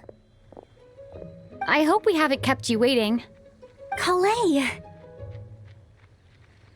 Sucrose! It's been so long! How have you been? I've been well. Everything's going great. What about you? Are you still busy? Not at the moment. Oh, right! That juicer you gave us works amazing! Farzan loves it! Seriously? That's wonderful. I don't suppose you drew up a detailed test report. Oh, what fruits did you use? How's the texture of the final product? Sucrose, you might want to try asking your questions one at a time. Albedo! Paimon didn't see you there! It's been a while since all of us were together like this. How about we follow the same plan as last time? Good idea, my friend. You never disappoint. So, what are your identities this time? Don't remind him. First things first. Allow me to introduce our very own official Forest Ranger Kale. The rest of us are simply her humble travel companions. This sounds like one of those mushy stories that gets people hooked on some corny, heartwarming premise. Oh, is our story not heartwarming? If I recall correctly, there was even a scene like this in King of Invocations. Besides being heartwarming, our story's also about tough, impressive-sounding job titles. At least that's what I think.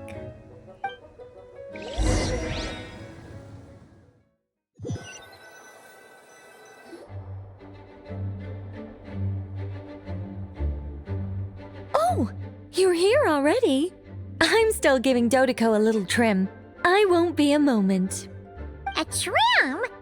Does Dodoko need haircuts too? Of course. It's important to know how to take loving care of the apples of your eye. All of these trivial matters get left to me. It's because I'm an angel, and angels are, in a way, the guardians of all Teyvat. Oh, right! Well, that's definitely an impressive-sounding job title. What are you writing? I'm just brainstorming some cool-sounding lines. Oh, write them on these card backs. Of course. Clearly, my lines are pretty amazing, wouldn't you say? Miss Nicole. Kale? You seem a little nervous. I was just wondering, who was the person you mentioned who needed their wish fulfilled? Wish? What do you mean? Miss Nicole asked if we could meet up in Mondstadt once everything was over. She said a friend of hers had a wish that needed my help to come true. Well, you never mentioned that before. All we knew was that you'd arranged to meet in Mondstadt. But we thought it had something to do with the god remains. To be fair, everything I told you was true. Anyway, my friend is waiting. Come on, let's pay her a visit.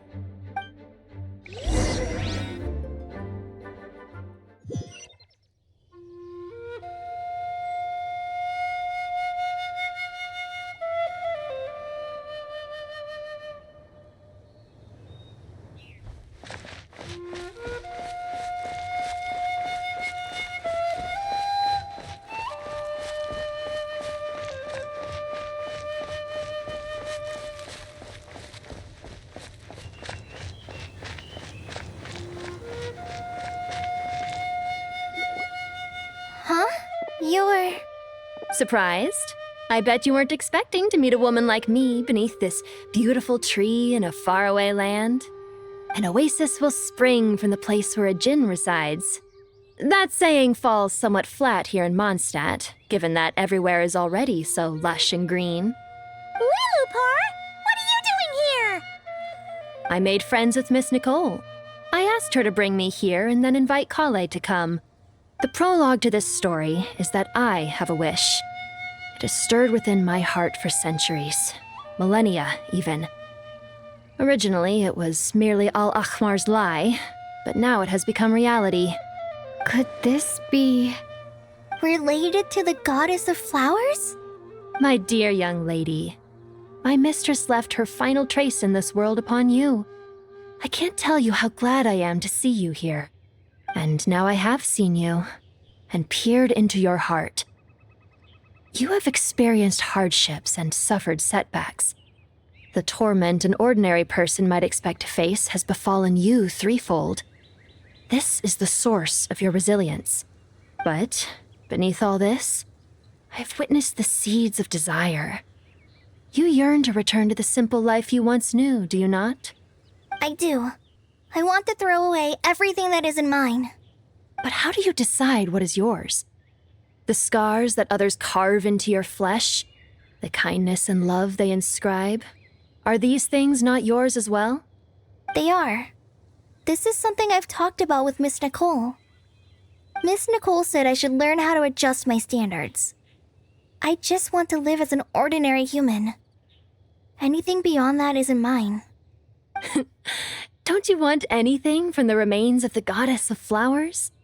She gave me a revelation once. I think that's already more than enough. In the past, you would not have possessed such a rich heart. Your brief life has taught you to hold on to everything good, to home in on kindness. How fascinating. You're nothing like Nabu Malikata, and you're certainly not her. Of course not. I'm not some great and powerful being, Miss Lilopar. Yet I am a Djinn. We exist because of the Lord of Flowers. We revere and love her. My wish is to see her one last time, to give everything for her. Kale, can you do this for me? But her remains won't be easy to remove. Are you sure this is what you want? That's beside the point. First, I need to know. Are you willing to do something for the soul of this lonely, wandering woman? I'm willing. But look, you know nothing about me. Even if you have heard the stories about me, all you would know is that I was rightly punished for the many evil deeds I committed. So you do know. Your lips are quivering, your eyes trembling, and still you're willing to do something for me. Life has been cruel to you, and yet you've learned to be kind. My dear young lady, to repay your kindness, I too must play my part. Are you sure about this, Lilupar? I yearn to see my mistress. For this moment, the world can burn to ashes, the universe be engulfed in flame. I care about nothing else. And you, Kale, I can give you a gift. You'll become just another ordinary human. But Miss Lilopar, what will happen to you? My wish will be fulfilled, and I can die happy. Why would you wish for that? A long, unending life might seem desirable for one who has never possessed it, yet it brings torment to one who has. My remains are scattered across the yellow sands, but my soul can find no peace. Since you've promised to grant my wish, give me that release. Allow the dying to die, and let the dead rest in peace. You have my thanks. Kale, there's no pressure on you. What she said, it's all true. A wish is a genuine desire, after all. It's as if you want to use the last of your life to give me a better future. Nothing's so selfless. We'll be using our futures to fulfill each other's wishes. This is a noble act, a beautiful and secret transaction between two women. I understand. Miss Lilopar, I'm ready. Close your eyes, Kale. Then open your soul. From there, I will embrace my mistress. The downpour of flowers is your touch. Like returning to the very beginning. Like surrendering to your grace, my mistress. People say that devotion is beautiful, yet filled with pain. How foolish of them. For me, devotion is beautiful, pure and painless. Devotion is my love. Thank you.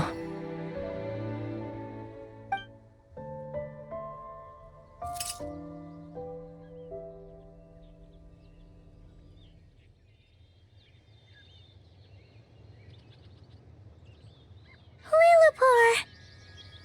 She disappeared? She left, carrying the blessing of flowers. Kale, are you alright? I'm fine. Now that the remains are gone, I don't actually feel any different at all. Those remains weren't hurting Kale. Not as she is now. They simply exist. Besides, I could sense a deep yearning within her. Kale must have already received what she was yearning for. I'm doing fine. I feel relaxed. There's really no need to worry. Then my wish has come true, too. To become ordinary? That's just one of my wishes. Actually, I have a few more. For instance, I want to protect the people I meet and help them find happiness. That sort of thing. So between Miss Lillipore and me, you fulfilled 2 wishes already, and protected 2 people. Wonderful, isn't it? I feel so fantastically happy. I guess that settles things here. So what's next? What do you want to do when we get back to town? Kale, look who I've brought to see you. Hey, Kale! I heard you guys were holding some kind of secret event. How come you started without me? Huh?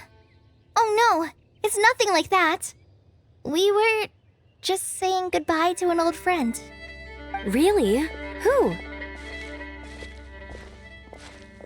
Me. The old me. So that's what this is all about. Did you come all the way to Mondstadt for that? Because we knew the old you so we could witness the change? Exactly. The old me is gone. I puffed her into the air, and she became a fluffy pink cloud, floating into the sky, before disappearing forever. Do you think, maybe up in the sky, she has friends waiting for her with test tubes, flasks, and bows? Oh, when you put it like that, it doesn't sound so bad after all. What do you think, Miss Nicole? I think maybe that's right. At least, if it were up to me, I'd consider that a happy ending. Dear Sucrose, even though my childhood ended long ago, these past few days have really felt like growing up again. I've become stronger, and I feel like I can finally accomplish things by myself. Surely someone as mysterious as you will find a friend like this fascinating.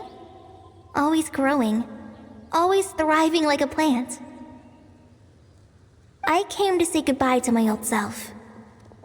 I know that after this, she'll be gone. Thinking about it makes me feel a little lonely. I know the weakness that kept me company will one day leave me too. But somewhere in my heart, I feel a great sense of joy. It feels like I've always wanted to take this step, to walk towards the new me.